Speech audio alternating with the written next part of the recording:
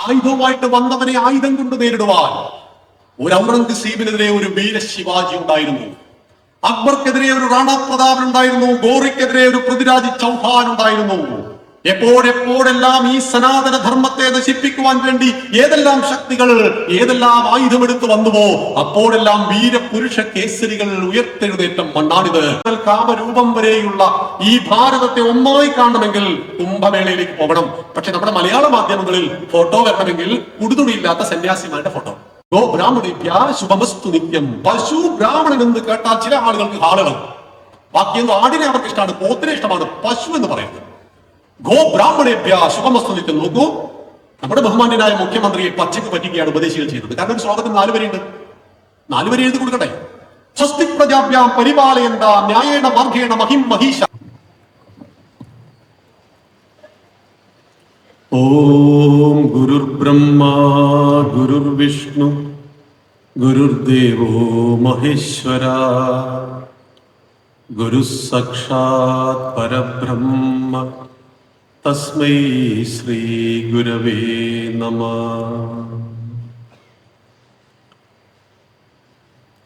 ചെറുകോൽപ്പുഴ ഹിന്ദു മഹാമണ്ഡലത്തിന്റെ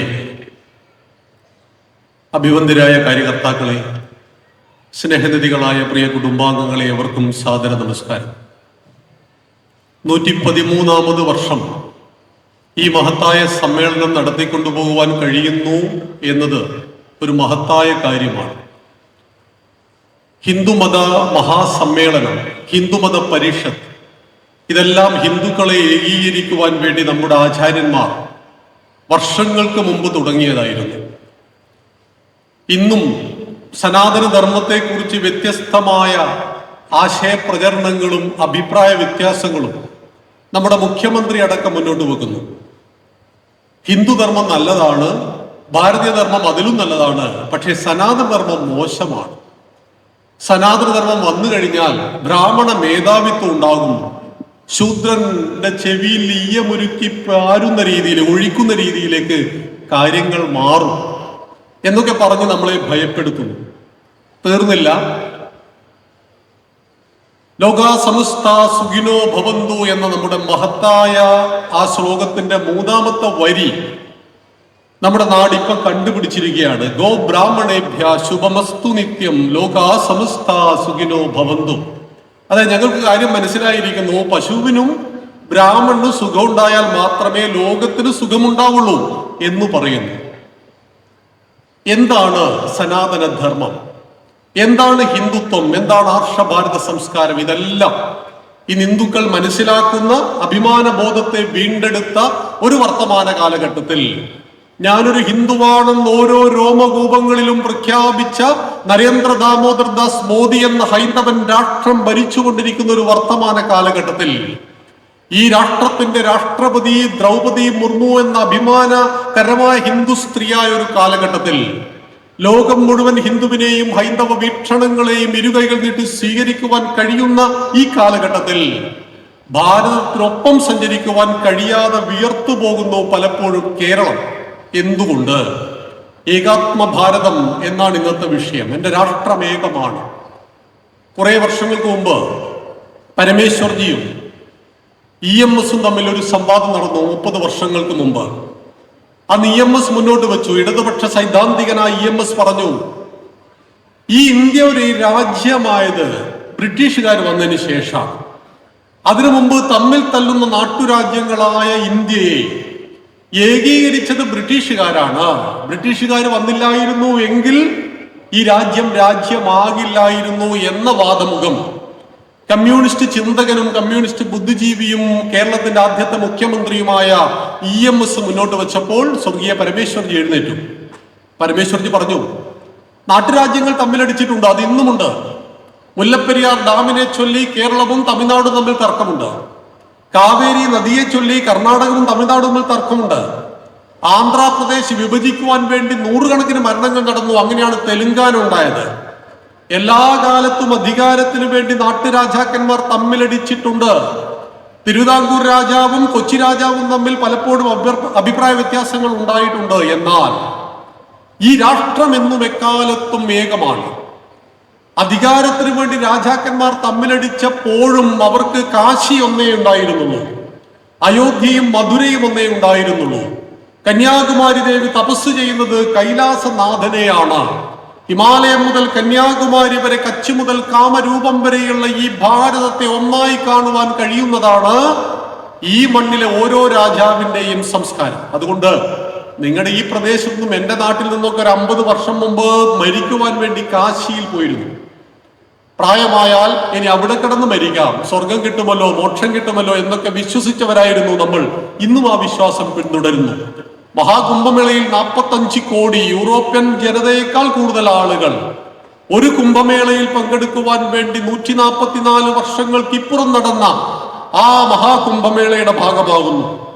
3 വർഷം കൂടുമ്പോൾ സാധാരണ കുംഭമേള, 6 വർഷത്തിൽ അർദ്ധ കുംഭമേള, 12 വർഷം കൂടുമ്പോൾ പൂർണ്ണ കുംഭമേള, 144 വർഷത്തിൽ ഒരിക്കൽ മഹാകുംഭമേള. അതാണ് ഇപ്പൊ നടക്കുന്നത്. നമുക്ക് ആർക്കും ഇനി ഒരു മഹാകുംഭമേളയിൽ പങ്കെടുക്കുവാൻ കഴിഞ്ഞു എന്ന് വരില്ല. അല്ലെങ്കിൽ ആരെങ്കിലും 144 വർഷം കൂടി ഇനിയും ജീവിക്കുന്നവരായിരിക്കണം. ഇത്ര വർഷങ്ങൾക്കിടയിൽ മഹാകുംഭമേള നടക്കുമ്പോൾ അതിൽ പങ്കെടുക്കുവാൻ വേണ്ടി വരുന്നത് ഏകദേശം ഈ രാജ്യത്തിന്റെ 1/3 ജനസംഖ്യയാണ്. 45 കോടി ആളുകൾ വരുന്നു. എന്താണ് ത്രിവേണി സംഗമത്തിൽ മുങ്ങാൻ കാരണം? സരസ്വതി നദി 64,000 വർഷം മുമ്പ് വറ്റിപ്പോയതാണ് എന്ന് ആധുനിക ഭൂശാസ്ത്രകാരന്മാർ പറയുന്നു. എന്നാൽ നിങ്ങളുടെ ആറന്മുള ക്ഷേത്രത്തിലും ഗുരുവായൂരിലും കൈലാസത്തിലും അയോധ്യയിലും മധുരയിലും മായയിലും രാവിലെ എഴുന്നേറ്റ് ക്ഷേത്രത്തിന്റെ ശാന്തിക്കാരൻ ശ്രീകോവിലിനുള്ളിൽ കയറിയിട്ട് ക്ഷേത്രത്തിന്റെ വിഗ്രഹത്തെ കുളിപ്പിക്കുമ്പോൾ ഒരു മന്ത്രം ചൊല്ലാറുണ്ട്. ഗംഗൈ യമുനേ ചൈവ ഗോദാവരി സരസ്വതി നർമ്മദേ സിന്ധു കാവേരി ജലേസ്മിൻ സന്നിധിം കുരു. ഗംഗ, യമുന, ഗോദാവരി, സരസ്വതി, നർമ്മദ, സിന്ധു, കാവേരി. സരസ്വതി 64,000 വർഷങ്ങൾക്ക് മുമ്പ് വറ്റിപ്പോയ നദി. കാവേരി എന്ന് പറയുന്ന കർണാടകയിലെ നദി ഗംഗോത്രിയിൽ നിന്നും ഉത്ഭവിച്ച് ഗംഗാസാഗരത്തിൽ വന്നു പതിക്കുന്ന 2500 കിലോമീറ്റർ നീളത്തിലൊഴുകുന്ന ഗംഗ എന്ന ഭാഗീരഥി. ഈ നദികളെല്ലാം ഒന്നിച്ച് എൻ്റെ കൈക്കുടന്നയിലെ കമണ്ഡലുവിലേക്ക് വരൂ, ഞാൻ എൻ്റെ ദേവനെ ദേവിയെ ഈ തീർത്ഥജലം കൊണ്ട് കുളിപ്പിക്കട്ടെ എന്ന് പ്രാർത്ഥിക്കുന്നവരാണ് ഹിന്ദുക്കൾ. എന്നും എക്കാലത്തും ഈ രാഷ്ട്രമേകമാണ്. പിന്നെ നമ്മൾ രണ്ടാണെന്ന് പഠിപ്പിച്ചത് ആരാണ്? ഗ്രീക്കും റോമും ഈജിപ്തും മെസപ്പൊട്ടോമിയയും ബാബിലോണിയൻ സംസ്കാരങ്ങളെല്ലാം തന്നെ ചരിത്രത്തിന്റെ താളുകളിലേക്ക് വലിച്ചെറിയപ്പെട്ടു. 700 വർഷക്കാലത്തെ ഇസ്ലാമിക മതഭ്രാന്തിന്റെ പടയോട്ടത്തിൽ 40 ലക്ഷം ഹിന്ദുക്കൾ കൊല ചെയ്യപ്പെട്ടു. 30,000-ൽ പരം ക്ഷേത്രങ്ങൾ തകർക്കപ്പെട്ടു. അയോധ്യയും കാശിയും മധുരയും അടക്കം 3000 ക്ഷേത്രങ്ങൾ പള്ളികളായി രൂപാന്തരപ്പെട്ടിട്ടും ഈ മണ്ണിനെ ഇസ്ലാമിക രാജ്യമാക്കുവാൻ ഗസ്നി, ഗോറി, ഗിൽജി, തുഗ്ലക്ക്, ബാബർ, ഹുമയൂൺ, ഷാജഹാൻ, ബഹദൂർ ഷാ രണ്ടാമൻ വരെയുള്ള 700 വർഷക്കാലത്തെ ഇസ്ലാമിക മതഭ്രാന്തിന്റെ പടയോട്ടത്തിൽ കഴിഞ്ഞില്ല. 1526-ൽ തകർത്തു കളഞ്ഞതായിരുന്നു അയോധ്യയിലെ രാമക്ഷേത്രം. 28-ൽ ബാബർ. എന്നിട്ടും ഈ രാജ്യത്തെ ഇസ്ലാമിക രാജ്യമാക്കുവാൻ കഴിഞ്ഞില്ല. ഡച്ചുകാർ വന്നു, പോർച്ചുഗീസുകാർ വന്നു, തുർക്കികൾ വന്നു, അറബികൾ വന്നു. 947 ഓഗസ്റ്റ് 15-ാം തീയതി ഭാരതമാതാവിന്റെ 1/3 ഭാഗം മതത്തിന്റെ പേരിൽ വെട്ടിമുറിച്ച് പാകിസ്ഥാൻ എന്ന് പറയുന്ന ഭീകര രാജ്യത്തെ സൃഷ്ടിച്ചതിനു ശേഷം സായിപ്പി മണ്ണ് വിട്ടു പോകുന്നത് വരെ BC 326-ൽ മാസിഡോണിയയിൽ നിന്നും അലക്സാണ്ടറിൽ തുടങ്ങി യവനന്മാരും ശാകന്മാരും ഹൂണന്മാരും കുശാനന്മാരും ഇന്ന് കാണുന്ന ഇസ്ലാമിക രാജാക്കന്മാരും ഡച്ചുകാരും പോർച്ചുഗീസുകാരും അറബികളും എന്തിനേറെ ബ്രിട്ടീഷുകാർ വരെ 2300 വർഷക്കാലം നിരന്തരമായി നമ്മുടെ മണ്ണിനെ ആക്രമിച്ചിട്ടും ഈ സംസ്കാരം തകർന്നു പോയില്ല. ഹിമാലയം മുതൽ കന്യാകുമാരി വരെ യാത്ര ചെയ്താൽ ജയ് റാം പറഞ്ഞാൽ സീതാറാം എന്ന് മറുപടി കിട്ടും. നമസ്തേ എന്ന് പറഞ്ഞാൽ നമസ്കാരം എന്ന് മറുപടി ഇങ്ങോട്ട് കിട്ടും. നമ്മൾ ഇവിടെയുള്ള മലയാളി കാശ്മീരിൽ ചെന്നിട്ട് ഉച്ചക്ക് സാമ്പാർ കൂട്ടിയാണോ ഭക്ഷണം കഴിച്ചതെന്ന് ചോദിച്ചാൽ അവർക്കൊന്നും മനസ്സിലാവില്ല. പക്ഷെ അവരോട് ജയ് റാം പറഞ്ഞു നോക്കൂ, സീതാറാം എന്ന് മറുപടി കിട്ടും. രസകരമായ ഒരു കഥയുണ്ട് സോഷ്യൽ മീഡിയയിൽ വന്നത്. ആ കഥയുടെ പേര് ഇതാണ്: ദൈവവും പണിക്കാരും. ദൈവവും പണിക്കാരും. ദൈവം ഭൂമി ഉണ്ടാക്കാൻ തീരുമാനിച്ചു. അപ്പൊ പണിക്കാരുടെ യോഗം വിളിച്ചു. പണിക്കാരെങ്ങനെ മുന്നിൽ വന്നിങ്ങനെ ഇരിക്കുകയാണ്. പണിക്കാരോട് ദൈവം ചോദിച്ചു, ഭൂമിയിൽ എന്തൊക്കെ വേണം? അപ്പോൾ ഒരാൾ എഴുന്നേറ്റ് പറഞ്ഞു, ഭൂമിയിൽ മരുഭൂമി വേണം. ആ മരുഭൂമി വെക്കേണ്ടത് എവിടെയാണ്? അപ്പൊ പശ്ചിമേഷ്യ കാണിച്ചു കൊടുത്തു, ഇന്നത്തെ ഗൾഫ് രാജ്യം കാണിച്ചു കൊടുത്തു, ഇവിടെയാണ് മരുഭൂമി വേണ്ടതെന്ന് പറഞ്ഞു. ഭൂമിയിൽ മഞ്ഞ് വേണം, എവിടെ വെക്കണം? ഇന്ന് കാണുന്ന യൂറോപ്പ് രാജ്യങ്ങൾ കാണിച്ചു കൊടുത്തിട്ട് പറഞ്ഞു ഇവിടെയാണ് മഞ്ഞ് പ്രതിഷ്ഠിക്കേണ്ടത്. കാടുകൾ വേണം, എവിടെയാണ് കൂടുതൽ കാടുകൾ വേണ്ടത്? ആഫ്രിക്കൻ ഭൂഖണ്ഡം കാണിച്ചു കൊടുത്തു. അങ്ങനെ വൈവിധ്യങ്ങളാൽ ഭൂമി ഇങ്ങനെ നിറഞ്ഞപ്പോൾ ദൈവം ചോദിച്ചു, ഇതെല്ലാം ഉള്ളൊരു നാട് വേണ്ടേ? മഞ്ഞും മലയും മരുഭൂമിയും നദികളും എല്ലാം ഉള്ളൊരു നാട് വേണ്ടേ? അങ്ങനെ സൃഷ്ടിക്കപ്പെട്ട ഒരു നാടാണ് നമ്മുടെ ഭാരതം. ഇവിടെ മരുഭൂമിയുണ്ട്, ഇവിടെ മഞ്ഞുണ്ട്, ഇവിടെ നദികളുണ്ട്, ഇവിടെ എല്ലാം ഉണ്ട്. 3 ഭാഗത്ത് സാഗരമുണ്ട്, വടക്കു ഭാഗത്ത് ഹിമവാൻ കോട്ടയായിട്ടുണ്ട്. എല്ലാം കൊണ്ടും പ്രകൃതി തന്നെ സംരക്ഷിച്ച് അതിമനോഹരമായി ഈ ഭൂമി കണ്ടപ്പോൾ ഒരു പണിക്കാരൻ ചോദിച്ചു, ഇവന്മാർക്ക് വലിയ അഹങ്കാരാവില്ലേ? ലോകത്തിലുള്ളതെല്ലാം ഒന്നിച്ചു കൊടുത്താൽ ഇവർക്ക് വലിയ അഹങ്കാരം ഉണ്ടാവില്ലേ? അപ്പോൾ ദൈവം പറഞ്ഞു, അതിന് ഞാനൊരു വിദ്യ എടുക്കുന്നുണ്ട്. ഇവരിൽ ഒരാൾ പറയുന്നത് മറ്റൊരാൾക്ക് മനസ്സിലാവില്ല. മലയാളി പറയുന്നത് ആന്ധ്രക്കാരന് മനസ്സിലാവില്ല, ആന്ധ്രക്കാരൻ പറയുന്നത് തെലുങ്കാരന് മനസ്സിലാവില്ല, തെലുങ്കാരൻ പറയുന്നത് കന്നഡക്കാരന് മനസ്സിലാവില്ല, ഇവൻ പറയുന്നത് ഒന്നും ഗുജറാത്തിക്ക് മനസ്സിലാവില്ല. അപ്പോൾ മറ്റൊരു പണിക്കാരൻ പറഞ്ഞു, അങ്ങനെ പരസ്പരം കമ്മ്യൂണിക്കേഷൻ നടത്താൻ കഴിയാത്ത രീതിയിൽ ഇവരോട് ഈ ക്രൂരത ചെയ്യാൻ പാടുണ്ടോ ദൈവമേ എന്ന്.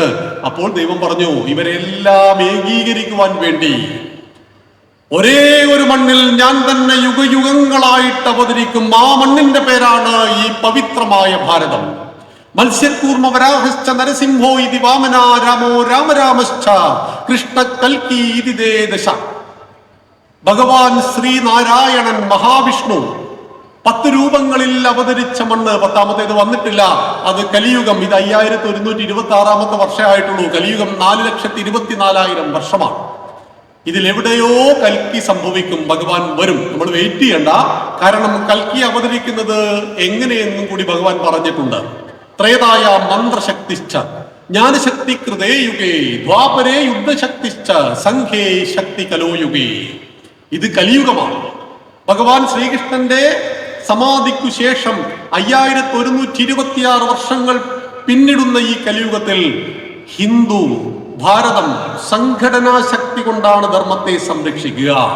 അതായത് കൽക്കി വരും എന്ന് വെയിറ്റ് ചെയ്യരുത് എന്ന് ആചാര്യന്മാർ നമ്മളോട് പറയുന്നു. ആ ശക്തിയുടെ വലിയൊരു സഞ്ചയമാണിത്. ഈ ചെറുകോൽപ്പുഴ ഹിന്ദുമത പരിഷത്ത് കഴിഞ്ഞ 113 വർഷങ്ങളായി നടത്തുന്നു എന്ന് പറഞ്ഞാൽ ഇത് ദൈവം നേരിട്ട് വന്ന് നടത്തുന്നതല്ല. നമ്മുടെ ശബരിമലയിൽ വിഷയമുണ്ടായി. രഹന ഫാത്തിമമാരും ബിന്ദു അമ്മിണിമാരും കനകദുർഗമാരും നമ്മുടെ പവിത്രമായ മണ്ണിനെ നശിപ്പിക്കുവാൻ പരിശ്രമിച്ചപ്പോൾ നമ്മുടെ നാട്ടിലെ ബുദ്ധിജീവികൾ പറഞ്ഞു, നിങ്ങളുടെ അയ്യപ്പന് കുറെ പുലിയുണ്ടല്ലോ, ഒരു പുലിയെ വിടൂ, രഹന ഫാത്തിമയെ പിടിക്കട്ടെ പുലി എന്നൊക്കെ പറഞ്ഞു. അയ്യപ്പന്റെ കയ്യിൽ പുലിയുണ്ട്, അയ്യപ്പന് ശക്തിയുമുണ്ട്. പക്ഷെ അയ്യപ്പൻ പ്രവർത്തിക്കുന്നത് പുലിയിലൂടെയല്ല. ഉദ്യമം സാഹസം ധൈര്യം ബുദ്ധിശക്തി പരാക്രമവും ഷഡേതേ പ്രവർത്തന്തേ ദൈവം തത്ര പ്രകാശയേ. ഉദ്യമം സാഹസം ധൈര്യം ബുദ്ധി ശക്തി പരാക്രമം, ഈ 6 ഗുണങ്ങൾ ആരിലൂടെ പ്രകാശിക്കുന്നുവോ അവരിലൂടെയാണ് ഞാൻ പ്രകാശിക്കുക. അല്ലാതെ അയ്യപ്പൻ പുലിയുമായിട്ട് വരില്ല. നമ്മുടെ അയ്യപ്പന്റെ തിരുസന്നിധിയെ സംരക്ഷിക്കുവാനുള്ള ദൗത്യം നമ്മുടേതാണ്. കാരണം പരിശ്രമിച്ചീടുകളെന്തിനെയും വശത്തിലാക്കാൻ കഴിവുള്ളവണ്ണം ദീർഘമാം കരങ്ങളെ നൽകിയല്ലോ മനുഷ്യനെ പാരിലേക്ക് അയച്ച ദീശൻ. ഇത്രയും നീളമുള്ള കൈയും 2 കണ്ണും കാലും മൂക്കും ചെവിയും എല്ലാം നൽകിയിട്ടും വീണ്ടും ഭഗവാൻ വരണമോ? ഇതിനെ സംരക്ഷിക്കുവാൻ നമുക്കാവില്ലേ? അതുകൊണ്ടാണ് 33 കോടി ദൈവങ്ങൾക്ക് നേരെ നോക്കുവാൻ ഹിന്ദുവിനോട് പറയുന്നത്, ഒരു കൈയിൽ താമരയുണ്ടെങ്കിൽ, ഒരു കൈയിൽ ശംഖുണ്ടെങ്കിൽ മറുകൈയിൽ വാളുണ്ട്, ഗദയുണ്ട്, കുന്തമുണ്ട്, ചക്രമുണ്ട്. സത്യത്തിന്റെ ധർമ്മത്തിന്റെ സംരക്ഷണത്തിൽ 2 കാര്യങ്ങൾ ഒരുപോലെ പ്രയോഗിക്കണം. ഒന്ന് സത്യം, മറ്റൊന്ന് ശക്തി. അതുകൊണ്ടാണ് ഒരിക്കൽ വിവേകാനന്ദ സ്വാമികൾക്ക് പറയേണ്ടി വന്നു, ബുദ്ധൻ ഒരു ആട്ടിൻകുട്ടിയെ രക്ഷിച്ചു, പക്ഷെ 1000 വർഷക്കാലത്ത് അടിമത്വം ഭാരതത്തിന് സമ്മാനിച്ചു എന്ന്. അത് ബുദ്ധനോടുള്ള പ്രതിഷേധമായിരുന്നില്ല. ബുദ്ധിസ്റ്റുകൾ മനസ്സിലാക്കിയ അഹിംസ. കപിലവസ്തുവിലെ സിദ്ധാർത്ഥ രാജകുമാരൻ ശ്രീബുദ്ധനായി മാറിയപ്പോൾ രാജാക്കന്മാരുടെ മതമായിട്ട് ബുദ്ധമതം മാറി. കലിംഗ യുദ്ധത്തിനു ശേഷം അശോക ചക്രവർത്തി ബുദ്ധമതം സ്വീകരിച്ചപ്പോൾ സാമന്ത രാജാക്കന്മാരും ബുദ്ധമതം സ്വീകരിച്ചു. അവരൊരു ക്രൂരത ചെയ്തു, അല്ലെങ്കിൽ ഒരു അബദ്ധം ചെയ്തു. സൈന്യത്തെ പിരിച്ചുവിട്ടു, ആയുധം നശിപ്പിച്ചു, രാജാധികാരം ഉപേക്ഷിക്കാതെ 10 തലമുറ കഴിഞ്ഞപ്പോൾ ചോര കണ്ടാൽ വിറക്കുന്ന യുദ്ധമുറകൾ മറന്നുപോയ, ശത്രുവിനെ കണ്ടാൽ ഓടിയൊളിക്കുന്ന ഒരു യുവസമൂഹം സൃഷ്ടിക്കപ്പെട്ടു. പ്രതികരണ ശേഷിയില്ലാത്ത യുവസമൂഹം. മറഞ്ഞു മഹത്തായ ഗാന്ധാരദേശം, മറഞ്ഞു മഹോദാര ബ്രഹ്മപ്രദേശം, മുറിഞ്ഞറ്റു വീണു മനോരമ്യലങ്ക, മഹാദേവിനിൻ കാലിലെ പൊൻചിലങ്ക. കവി പാടി. ഗാന്ധാരദേശം ഇന്നത്തെ അഫ്ഗാനിസ്ഥാൻ, പാഞ്ചാലദേശം ഇന്നത്തെ പാകിസ്ഥാൻ, ബ്രഹ്മപ്രദേശം ഇന്നത്തെ മ്യാൻമാർ. പ്രിയമുള്ളവരെ, ഗാന്ധാരം മുതൽ മ്യാൻമാർ വരെയുള്ള 2000 കിലോമീറ്റർ ഇസ്ലാമിക രാജ്യങ്ങളായി പരിവർത്തനം ചെയ്യപ്പെട്ടതിന്റെ കാരണം ഈ രാജ്യങ്ങളിലായിരുന്നു ബുദ്ധമതത്തിന്റെ സ്വാധീനമുണ്ടായത്. എന്നാൽ ഗുജറാത്തിന്റെ, രാജസ്ഥാന്റെ ഇപ്പുറം ആയുധവുമായിട്ട് വന്നവനെ ആയുധം കൊണ്ട് നേരിടുവാൻ ഒരു ഔറംഗസീബിനെതിരെ ഒരു വീര ശിവാജി ഉണ്ടായിരുന്നു. അക്ബർക്കെതിരെ ഒരു റാണ പ്രതാപൻ ഉണ്ടായിരുന്നു. ഗോറിക്കെതിരെ ഒരു പൃഥ്വിരാജ് ചൗഹാൻ ഉണ്ടായിരുന്നു. എപ്പോഴെപ്പോഴെല്ലാം ഈ സനാതന ധർമ്മത്തെ നശിപ്പിക്കുവാൻ വേണ്ടി ഏതെല്ലാം ശക്തികൾ, ഏതെല്ലാം ആയുധമെടുത്ത് വന്നുവോ അപ്പോഴെല്ലാം വീരപുരുഷ കേസരികൾ ഉയർത്തെഴുന്നേറ്റ മണ്ണാണിത്. അതുകൊണ്ട് അവർക്ക് ഭാരതം അമ്മയാകുന്നു. അതുകൊണ്ടാണ് കവി പാടുന്നത്, നിശ്ചലമായൊരു ജഡമല്ല നീ, നിശ്ചേതനമാം ധരയല്ല, മഞ്ഞും മലയും മരുഭൂമികളും തിങ്ങും വെറുമൊരു കരയല്ല, ചൈതന്യത്തിൻ പ്രസ്ഫുരണം നീ, ആദിശക്തി നീ മമതായേ, ജയ ജയ ഭാരത മാതാവേ, ജയ ജയ ജയ ഭാരത ഭൂമാതേ. ഈ മണ്ണിനെ മഞ്ഞും മലയും മരുഭൂമിയും നിറഞ്ഞ വെറുമൊരു കരയായി നമ്മുടെ പൂർവികർ കണ്ടില്ല. സംരക്ഷിക്കപ്പെടേണ്ട സകലതിനെയും അവർ അമ്മയായി കണ്ടു. മാതാഭൂമി പുത്രോഹം പൃഥിവ്യ. ഈ മണ്ണിന്റെ അമ്മയാണ് ഞാൻ, ഈ മണ്ണിന്റെ മകനാണ്. വെള്ളം കിട്ടാത്തൊരു ലോകത്തെ കുറിച്ച് ചിന്തിക്കുവാൻ സാധ്യമല്ലാത്തത് കൊണ്ട് വെള്ളം കിട്ടുന്ന സകല സ്രോതസ്സുകളെയും ഹിന്ദുക്കൾ അമ്മയായി കണ്ടു. കടലിനെ കടലമ്മ എന്ന് വിളിച്ചു, ഗംഗയെ ഗംഗാ മാതാവെന്ന് വിളിച്ചു. അമ്മയുടെ മുലപ്പാലിനൊപ്പം നാം കുടിച്ചു വളർന്ന പാല് പശുവിൻ്റെതായത് കൊണ്ട് ഭാരതം ഗോമാതാവെന്ന് വിളിച്ചു. അപ്പോൾ വിപ്ലവം കേരളത്തിലാണ്, ബി ഫസ്റ്റ്. ഹിന്ദുക്കൾ പശുവിനെ ആരാധിക്കുന്നു. കാരണം ഭഗവാൻ ശ്രീകൃഷ്ണന്റെ ഒരു പേര് പോലും ഗോപാലൻ എന്നാണ്. ഗോക്കളെ പരിപാലിച്ച കൃഷ്ണൻ ഗോപാല കൃഷ്ണനായി മാറി. പശുവിന്റെ ഫോട്ടോ ഇല്ലാത്ത, ബാക്ക്ഗ്രൗണ്ടിൽ പശുവില്ലാത്ത ഒരു ഫോട്ടോ ഭഗവാന്റേത് കാണിച്ചു തരാൻ പറ്റുമോ? എങ്ങനെയാണ് ഒരു രാഷ്ട്ര സംവിധാനത്തെ കെട്ടിപ്പടുക്കേണ്ടതെന്ന് വിഷ്ണുവിന്റെ 8ാമത്തെ അവതാരം ബലരാമൻ പഠിപ്പിക്കും. കൃഷി, ഗോരക്ഷ, വാണിജ്യത്തിലൂടെ കലപ്പ ആയുധമായ ബലരാമൻ ഈ മണ്ണിനെ അമ്മയായി കണ്ട്, ഈ മണ്ണിനെ ജീവനേക്കാളേറെ സ്നേഹിച്ച വീരപുരുഷ കേസരികൾ ഉയർത്തെഴുന്നേറ്റ മണ്ണാണിത്. ആ മണ്ണാണ് ഇങ്ങനെ സംരക്ഷിക്കുന്നത്. നമ്മുടെ കാഴ്ചപ്പാടുകൾ അങ്ങനെയാണ്. ഈ മണ്ണൊരു ജഡമല്ല, ഈ മണ്ണ് നിശ്ചലമായ മരുഭൂമിയല്ല, ഈ മണ്ണിന് ജീവനില്ല എന്നൊരിക്കലും ഹിന്ദു സങ്കല്പിച്ചിട്ടില്ല. കൈലാസം വേറു ഒരു മലയല്ല, കൈവല്യത്തിൻ വെൺകൽ പ്രതിമ, അതിലധിവാസം ചെയ്വൂ ശിവനും, ആദിശക്തിയാം പാർവതിയും, അതിലമരുമ്പോൾ നീലകണ്ഠനിൽ കാളകൂടവും അമൃതായി. കാളകൂടം അമൃതായി മാറിയത് എവിടെയാണ്? കൈലാസനാഥന്റെ കയ്യിൽ കിട്ടിയപ്പോഴാണ്. സമസ്ത ലോകത്തെയും വിഴുങ്ങുവാനുള്ള കാളകൂട വിഷത്തെ പാനം ചെയ്തു ഭഗവാൻ എന്ന് പറയുന്ന ആ പർവ്വതത്തെ വെറുമൊരു മലയായിട്ട്, കരിങ്കൽ ക്വാറിയായിട്ട് ഹിന്ദുക്കൾ കണ്ടില്ല. കൈലാസം വെറും ഒരു മലയല്ല, കൈവല്യത്തിൻ വെൺകൽ പ്രതിമ. അതിൽ ആരൊക്കെയാ താമസിക്കുന്നത്? അതിലധിവാസം ചെയ്വൂ ശിവനും, ആദിശക്തിയാം പാർവതിയും. ശിവശക്തി സംഗമം നടക്കുന്നത് ഈ കൈലാസത്തിലാണെന്നറിയണം. ഭാഗീരഥിയെ, ഗംഗയെ നമ്മൾ വെറുമൊരു വെള്ളമായിട്ട് കണ്ടില്ല. യുഗയുഗങ്ങളായിട്ട് ആ വെള്ളത്തിലൊന്ന് മുങ്ങിയപ്പോൾ 7 തലമുറ ചെയ്ത പാപത്തെ പൊറുക്കുവാൻ കഴിയുന്ന പുണ്യതീർത്ഥമാണ് ഈ നദി എന്ന് ഹിന്ദുക്കൾ വിശ്വസിച്ചു. ഗംഗയും സരസ്വതിയും യമുനയും ഒന്നിച്ചു ചേരുന്ന ത്രിവേണി സംഗമത്തിൽ പ്രയാഗ് രാജിൽ കഴിഞ്ഞ മകരസംക്രാന്തി മുതൽ വരുന്ന 26 ശിവരാത്രി വരെയുള്ള ദിവസങ്ങളിൽ 45 കോടി ആളുകൾ പുണ്യ സ്നാനം ചെയ്യുന്നത് ഈ രാഷ്ട്രത്തിന്റെ ഐക്യത്തിന്റെ ഏകതയുടെ പ്രതീകമാണ്. ഹിമാലയം മുതൽ കന്യാകുമാരി വരെ, കച്ച് മുതൽ കാമരൂപം വരെയുള്ള ഈ ഭാരതത്തെ ഒന്നായി കാണണമെങ്കിൽ കുംഭമേളയിലേക്ക് പോകണം. പക്ഷെ നമ്മുടെ മലയാള മാധ്യമങ്ങളിൽ ഫോട്ടോ വരണമെങ്കിൽ ഉടുതുണിയില്ലാത്ത സന്യാസിമാരുടെ ഫോട്ടോ. പിന്നെ തിക്കിലും തിരക്കിലും നമ്മുടെ കുറെ ഭക്തന്മാർ മരിച്ചാൽ അവിടെ ക്രമസമാധാന പാലനം പോരാ എന്ന് പറഞ്ഞുകൊണ്ട് അവിടെ ലേഖനങ്ങൾ വരും. നോക്കൂ, എന്നും ഈ ദേശീയതയ്ക്ക് എതിരെ നിന്നു നമ്മൾ പുറത്ത് കെട്ടി വളർത്താം. ഭക്ഷണം അവിടെ കൊടുക്കണം, നല്ല കാവൽക്കാരനായിരിക്കും. രണ്ടാമതൊരു തരത്തിൽ വളർത്താം, വീട്ടിന്റെ ഉള്ളിൽ. അവൻ അവിടെ മൂത്രമൊഴിക്കാൻ സാധ്യതയുണ്ട്, അവൻ അവിടെ 2 പോകുവാൻ സാധ്യതയുണ്ട്, അവൻ നമ്മുടെ സോഫ സെറ്റി വലിച്ചു കീറും, അവന്റെ രോമങ്ങൾ കൊണ്ട് വീടിന്റെ അകം നിറയും. എല്ലാ കാര്യങ്ങളിലും ഈ പട്ടി ഇടപെട്ട് കളയും. ഇസ്ലാം മതവും ക്രിസ്തു മതവും കമ്മ്യൂണിസം എന്ന ആശയത്തെ വളർത്തിയത് അവരുടെ ആവശ്യങ്ങൾക്ക് പുറത്തായിരുന്നു. എന്നാൽ ഹിന്ദുക്കൾ എന്ത് ചെയ്തു? വീട്ടിന്റെ ഉള്ളിൽ വളർത്തി. നമ്മുടെ സകല ആചാരങ്ങളിലും വിശ്വാസങ്ങളിലും ഇടപെടാൻ തുടങ്ങി. തീർന്നില്ല. 1950-60 കാലഘട്ടത്തിൽ അവർ പറഞ്ഞു, അമ്പലം എന്നത് ചുമരല്ലേ, വിഗ്രഹം എന്നത് കല്ലല്ലേ. MD വാസുദേവൻ നായർ നമുക്ക് ഏറെ പ്രിയമുള്ള സാഹിത്യകാരനാണ്. മലയാള വാക്കിനെ അഗ്നിസ്ഫുലിംഗമായിട്ട് ഉപയോഗിച്ച ആളാണ്, ഒരു സംശയമില്ല. പക്ഷെ അദ്ദേഹത്തിന്റെ ഒരു സിനിമ ഉണ്ടായിരുന്നു, നിർമാല്യം. നിർമാല്യം എന്ന സിനിമയുടെ നായകൻ ഒരു വെളിച്ചപ്പാടാണ്. വെളിച്ചപ്പാടിന് ജീവിതത്തിൽ ഒത്തിരി പ്രോബ്ലംസ്. എല്ലാ ദിവസവും വെളിച്ചപ്പാട് പ്രാർത്ഥിച്ചു കൊണ്ടിരുന്നു, ഭഗവതി എന്റെ പ്രശ്നങ്ങൾ മാറ്റൂ എന്ന്. പക്ഷേ പ്രശ്നങ്ങൾക്ക് മാത്രം അറുതിയുണ്ടായില്ല. ഒടുവിൽ ഒരു ദിവസം വെളിച്ചപ്പാട് ഭഗവതിയുടെ മുഖത്തേക്ക് കാറിത്തുപ്പി ശ്രീകോവിൽ നിന്നും ഇറങ്ങിപ്പോകുന്ന രംഗത്തോടുകൂടി നിർമാല്യം സമാപിച്ചു.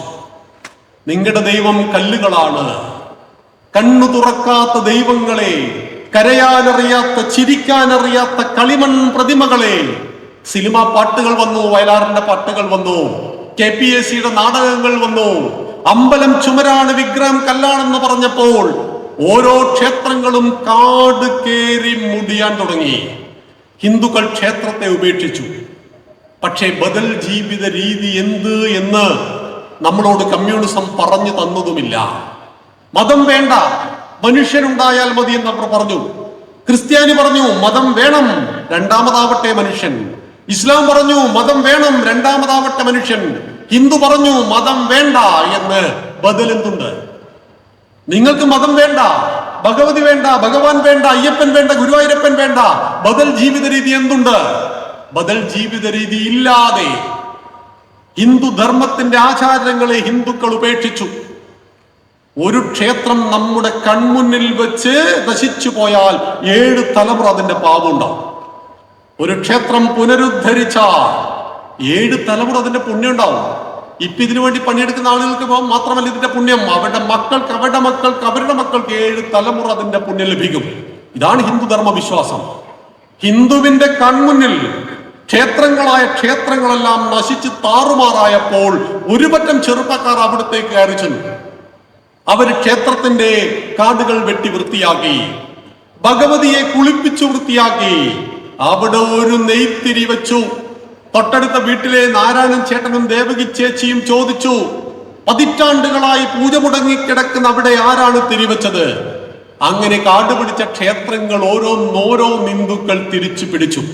കാരണം ക്ഷയാത് ത്രായതേ ഇതി ക്ഷേത്ര, എന്നെ നാശത്തിൽ നിന്ന് രക്ഷിക്കുന്നതാണ്, ക്ഷയത്തിൽ നിന്നും രക്ഷിക്കുന്നതാണ് ക്ഷേത്രമെന്ന് അവൻ അനുഭവം കൊണ്ട് മനസ്സിലാക്കിയപ്പോൾ നഷ്ടപ്പെട്ടത് ഓരോന്നും ഹിന്ദുക്കൾ തിരിച്ചു പിടിച്ചു.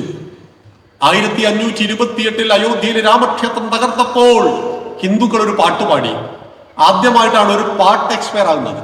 സാധാരണ സാധനങ്ങളൊക്കെ ഡേറ്റ് കഴിയും, പക്ഷെ പാട്ട് ഡേറ്റ് കഴിഞ്ഞ ഒരു പാട്ടുണ്ട്, അതിതാണ്: കോടി കോടി ഹിന്ദു മനസ്സിൽ ആവേശം നാം സൃഷ്ടിക്കും, രഘുവരനാണേ സത്യം, രഘുവരനാണേ സത്യം, ക്ഷേത്രം അവിടെ നിർമ്മിക്കും, രാമക്ഷേത്രം നിർമ്മിക്കും, ശ്രീരാമക്ഷേത്രം നിർമ്മിക്കും. ഈ പാട്ടിന്റെ ഡേറ്റ് കഴിഞ്ഞു കേട്ടോ.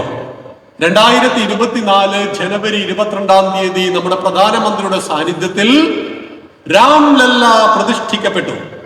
496 വർഷങ്ങളായി ഷെഡിലായിരുന്നു നമ്മുടെ രാമൻ. സമയം കിട്ടുമ്പോൾ നേപ്പാളിൽ പോകണം, സീതാദേവിയുടെ കൊട്ടാരവും സീതാദേവിയുടെ ക്ഷേത്രവും കാണണം. ഉഗ്രപ്രതാപത്തിലുള്ള കൊട്ടാരം. പക്ഷേ സീതാപതി സാക്ഷാൽ ശ്രീരാമചന്ദ്ര മഹാദേവൻ ടാർപോളിംഗ് ഷെഡിന്റെ ഉള്ളിലായിരുന്നു. ഇത് രാമന്റെ ഭൂമിയാണോ ബാബറിന്റെ ഭൂമിയാണോ? സ്വതന്ത്ര ഭാരതത്തിൽ തമ്മിലടി ഉണ്ടായി. എത്ര വർഷക്കാലമായിരുന്നു കോടതി വ്യവഹാരത്തിൽപ്പെട്ട് രാമൻ ആ ഷെഡിൽ കഴിഞ്ഞത്? ഇത് രാമന്റെ ഭൂമിയാണെന്ന് തിരിച്ചറിയാത്ത ആരുണ്ടായിരുന്നു അവിടെ? എന്തിനായിരുന്നു ഈ വാശി? ഹിന്ദുക്കളുടെ വിശാലമായ കാഴ്ചപ്പാട് എന്താണ്? നമ്മുടെ നാട്ടിലെ രാഷ്ട്രീയക്കാർ പറയാറുണ്ട്, ഇവിടെ മതേതരത്വം നിലനിൽക്കുന്നത് ഭരണഘടന ഉള്ളത് കൊണ്ടാണ്. പ്രിയമുള്ളവരെ, ഭരണഘടന എപ്പോഴാണ് ഉണ്ടായത്? 1950 ജനുവരി 26 ആരാണ് ഉണ്ടാക്കിയത്? ഡോക്ടർ BR അംബേദ്കറുടെ നേതൃത്വത്തിലുള്ള ഒരു വലിയ ടീം. പക്ഷെ ഇന്ത്യൻ ഭരണഘടനയിൽ മതേതരത്വം എന്ന വാക്കില്ലല്ലോ. ഡെമോക്രാറ്റിക് സോഷ്യലിസ്റ്റ് റിപ്പബ്ലിക് അല്ലേ ഭാരതം? സെക്യുലറിസം, മതേതരത്വം എവിടുന്ന് കയറിക്കൂടി? 1976 42ാം ഭരണഘടനാ ഭേദഗതി പ്രകാരം ഇന്ദിരാഗാന്ധിയുടെ സമയത്താണ് ഇന്ത്യൻ ഭരണഘടനയിൽ മതേതരത്വം എന്ന വാക്ക് കൂട്ടിച്ചേർക്കപ്പെട്ടത്. എന്തുകൊണ്ടാണ് BR അംബേദ്കർ മതേതരത്വം എന്ന വാക്ക് പറയാതിരുന്നത്? കാരണം മാലിക് ദീനും കൂട്ടരും ഇസ്ലാം മതവുമായി ഭാരതത്തിലേക്ക് വന്നപ്പോൾ അവരെ സ്വീകരിച്ച് അവർക്ക് പള്ളി പണിതു കൊടുത്തവൻ ഹിന്ദു. സെന്റ് തോമസും കൂട്ടരും ക്രിസ്തുമതവുമായി വന്നപ്പോൾ അവരെ സ്വീകരിച്ച് അവർക്ക് ചർച്ച് പണിതു കൊടുത്തവൻ ഹിന്ദു. ലോകം മുഴുവൻ ജൂതന്മാരെ വേട്ടയാടിക്കുന്ന സമയത്ത് മുംബൈയിലും കൊൽക്കത്തയിലും കൊച്ചിയിലും അവർക്ക് മാതൃകാ കോളനികൾ പണിതു കൊടുത്തവൻ ഹിന്ദു. ജർമ്മനിയിൽ പിറന്ന് റഷ്യയിൽ പരീക്ഷിച്ചു വിജയിച്ച നിരീശ്വരവാദത്തിൽ വിശ്വസിക്കുന്ന വൈരുദ്ധ്യാധിഷ്ഠിത ഭൗതികവാദത്തെ പ്രദാനം ചെയ്യുന്ന കമ്മ്യൂണിസത്തെ സ്വീകരിച്ച് ലോക ചരിത്രത്തിൽ ആദ്യമായി കമ്മ്യൂണിസ്റ്റ് ഭരണകൂടത്തെ വോട്ട് ചെയ്ത് വിജയിപ്പിച്ചവൻ ഹിന്ദു. എല്ലാത്തിനെയും സ്വീകരിക്കുന്നവൻ ഹിന്ദു. ഈശ്വര വിശ്വാസിയായ വാൽമീകിയെ ഹിന്ദുക്കൾ വിളിച്ചു വാൽമീകി മഹർഷി. ആയുർവേദം എന്ന ശാസ്ത്രഗ്രന്ഥമേതിയ ചരകനെ ഹിന്ദുക്കൾ വിളിച്ചു ചരക മഹർഷി. കാമശാസ്ത്രമേതിയ വാത്സ്യാനെയും മഹർഷി എന്ന് വിളിച്ച ഹിന്ദു നിരീശ്വരവാദിയായ ചാർവാകനെയും വിളിച്ചത് മഹർഷി എന്നാണ്. ദൈവമുണ്ട് എന്ന് പറഞ്ഞ ആളും ദൈവമില്ല എന്ന് പറഞ്ഞ ആളെയും ഒരുപോലെ സ്വീകരിച്ച പവിത്രമായ ധർമ്മത്തിൽ ഒരാപ്തവാക്യം പിറന്നു. ആകാശാത് പതിതം തോയം യഥാ ഗച്ഛതി സാഗരം സർവദേവ നമസ്കാരം കേശവം പ്രതിഗച്ഛതി. ഇതാണ് നമ്മുടെ ഭരണഘടന. ഇസ്ലാമും ക്രിസ്ത്യാനിയും ജൂതനും പാഴ്സിയും എല്ലാം ഹിന്ദുവിന് കിട്ടാത്ത അവകാശങ്ങളും ആനുകൂല്യങ്ങളും അനുഭവിച്ചുകൊണ്ട് ലാത്തിയെടുത്തൊരു പോലീസുകാരൻ പോലും കാവൽ നിൽക്കാതെ നമ്മുടെ ഇസ്ലാമിക സഹോദരങ്ങൾ നിർഭയം നിസ്കരിക്കുവാൻ ഈ ഭാരതത്തിൽ കഴിയുന്നുവെങ്കിൽ വിണ്ണിൽ നിന്നും മണ്ണിലേക്ക് പതിക്കുന്ന കോടാനുകോടി മഴത്തുള്ളികൾ എങ്ങനെ അരുവിയിലൂടെ നദിയിലൂടെ ഒഴുകി ഏകമാകുന്ന സാഗരത്തിൽ എത്തിച്ചേരുന്നുവോ? സർവദേവ നമസ്കാരം. നിങ്ങൾ ഏത് ദൈവത്തെ വേണമെങ്കിലും നമസ്കരിച്ചോളൂ. കേശവം പ്രതിഗച്ഛതി. ഒടുവിൽ ഏകമാകുന്ന ഈശ്വരൻ വന്നു ചേരും. അതുകൊണ്ട് ഹിന്ദുക്കൾക്ക് 33 കോടി ദൈവങ്ങളാ. ഈശ്വരൻ ഏകനാണ്. ഏകമേവം അദ്വിതീയം ബ്രഹ്മ. രണ്ടില്ലാത്ത ഒന്നാകുന്ന ഈശ്വരൻ. ആ ഈശ്വരനിലേക്ക് എത്തിച്ചേരുവാനുള്ള വഴികൾ നദികളും പുഴകളും അരുവികളും ഒഴുകി ഒഴുകി സാഗരത്തിൽ വിലയം പ്രാപിച്ച് സാഗരത്തിന്റെ ഉപ്പുവെള്ളത്തിൽ ലയിക്കുന്നത് പോലെ ചാത്തനും കുട്ടിച്ചാത്തനും കരിങ്കുട്ടിച്ചാത്തനും കാളിയും ഭദ്രകാളിയും ഗുരുവായൂരപ്പനും ശബരിമല ശാസ്താവും കാടാമ്പുഴ ദേവിയും മടപ്പരക്കൽ മുത്തപ്പനുമെല്ലാം തന്നെ ആ ഏകമാകുന്ന ഈശ്വരനിലേക്ക് എത്തിച്ചേരുവാനുള്ള 33 കോടി വഴികളാണെന്ന് പറഞ്ഞ ഈ സംസ്കാരം പിറന്ന മണ്ണിലേക്ക് വസുദൈവ കുടുംബകം. നീ നിന്നെപ്പോലെ നിന്റെ അയൽക്കാരനെ സ്നേഹിക്കണം, നല്ലത്. നീ ഭക്ഷണം കഴിക്കുമ്പോൾ നിന്റെ 4 അയൽപക്കങ്ങളിൽ വിളിച്ചു ചോദിക്കണം, നല്ലത്. ഇസ്ലാമും ക്രിസ്ത്യാനിയും നമ്മളോട് പറഞ്ഞു വളരെ വളരെ നല്ലത്. പക്ഷേ അയൽക്കാരൻ അന്യനാണ് എന്നൊരു ബോധം അവിടെ കിടക്കുന്നു. ഭാരതം പറഞ്ഞു വസുദൈവ കുടുംബകം. ഈ ലോകം തന്നെ നിന്റെ കുടുംബമാണ് എന്ന്. ഈ ലോകത്തെ കുടുംബമായി കണ്ട, ഈ ലോകത്തെ കൃണ്വന്തോ വിശ്വമാര്യം അമൃതസ്യ പുത്ര എന്നാണ് മനുഷ്യനെ അഭിസംബോധന ചെയ്തത്. കാഫിറുകളെന്നോ പാപികളെന്നോ ദൈവത്തിന്റെ അടിമകളെന്നോ നമ്മളെ വിളിച്ചിട്ടില്ല. ഞാനൊരിക്കലും ദൈവത്തിന്റെ അടിമയല്ല. ഞാൻ കാഫിറല്ല, ഞാൻ പാപിയല്ല. ഞാൻ ആരാണ്? കൃണ്ണന്തോ വിശ്വമാര്യം അമൃതസ്യ പുത്ര. അമൃതത്വത്തിന്റെ അരുമക്കിടാങ്ങളെ, നിങ്ങൾ ഈ വിശ്വത്തെ മുഴുവൻ ശ്രേഷ്ഠമാക്കി തീർന്നു. ഇതാണ് ഭാരതം പറഞ്ഞത്. അപ്പോഴാണ് നമ്മുടെ നാട് ലോക സമസ്ത സുഖിനോ ഭവന്തു ചർച്ച ചെയ്യുന്നത്. എപ്പോഴും ഹിന്ദുക്കൾ ഉപയോഗിക്കുന്ന ഒരു വാക്കായത് ലോക സമസ്ത സുഖിനോ ഭവന്തു, സമസ്ത ലോകവും സുഖത്തിൽ ജീവിക്കട്ടെ. പക്ഷെ ഇതിന്റെ മൂന്നാമത്തെ വരി നമ്മുടെ മുഖ്യമന്ത്രി കണ്ടുപിടിച്ചു, അദ്ദേഹത്തിന്റെ ഉപദേശികൾ എഴുതി കൊടുത്തു. അദ്ദേഹം വർക്കലയിൽ വെച്ചത് വായിക്കുകയും ചെയ്തു. വർക്കലയിൽ വെച്ച് വായിച്ചപ്പോൾ അദ്ദേഹം പറഞ്ഞു, എന്താണ് യഥാർത്ഥത്തിൽ ലോക സമസ്ത സുഖിനോ ഭവന്തു എന്ന് നിങ്ങൾക്കറിയുമോ? അപ്പൊ ജനങ്ങൾ ഇങ്ങനെ സാഹൃദത്തോടു കൂടി നോക്കി, എന്താണ് പറയൂ? ഗോ ബ്രാഹ്മണേഭ്യ ശുഭമസ്തു നിത്യം. പശു ബ്രാഹ്മണൻ എന്ന് കേട്ടാൽ ചില ആളുകൾക്ക് ഹാളുകൾ, ബാക്കിയെന്തോ ആടിനെ അവർക്ക് ഇഷ്ടമാണ്, പോത്തിനെ ഇഷ്ടമാണ്, പശു എന്ന് പറയുന്നത്. ഗോ ബ്രാഹ്മണേഭ്യ ശുഭമസ്തു നിത്യം. നോക്കൂ, നമ്മുടെ ബഹുമാന്യനായ മുഖ്യമന്ത്രിയെ പച്ചക്ക് പറ്റിക്കുകയാണ് ഉപദേശികൾ ചെയ്തത്. കാരണം ഒരു ശ്ലോകത്തിന് 4 വരിയുണ്ട്, 4 വരി എഴുതി കൊടുക്കട്ടെ. സ്വസ്തി പ്രജാഭ്യാം പരിപാലയന്താം ന്യായേണ മാർഗേണ മഹിം മഹീഷ ഗോ ബ്രാഹ്മണേഭ്യ ശുഭമസ്തു നിത്യം ലോകാ സമസ്ത സുഖിനോ ഭവന്തു. ഇതാണ് പൂർണ്ണമായിട്ട്. സ്വസ്തി, എല്ലാവർക്കും ശാന്തി. പ്രജാഭ്യാം പരിപാലയന്താം, പ്രജകൾ പരിപാലിക്കപ്പെടട്ടെ. എങ്ങനെ? ന്യായേണ മാർഗേണ, ന്യായത്തിന്റെ മാർഗത്തിൽ. ആരാൽ? മഹിം മഹീഷ, ഭൂമി ഭരിക്കുന്ന രാജാക്കന്മാരാൽ. ഭൂമി ഭരിക്കുന്ന ഭരണാധികാരികൾ ന്യായത്തിന്റെ മാർഗത്തിൽ നാട് ഭരിച്ചാൽ നാട്ടിൽ എല്ലാവർക്കും ശാന്തിയും സമാധാനം ഉണ്ടാവും. കോമൺ മലയാളം. ഇതിൽ എന്താ അഭിപ്രായ വ്യത്യാസമുള്ളത്? ഒരു അഭിപ്രായ വ്യത്യാസമില്ല. എന്നിട്ട് പറയും ഗോ. ഗോവിന് പല അർത്ഥങ്ങളുണ്ട്, പക്ഷെ ഇവിടെ ഗോ കാർഷികതയുടെ പര്യായമാണ്.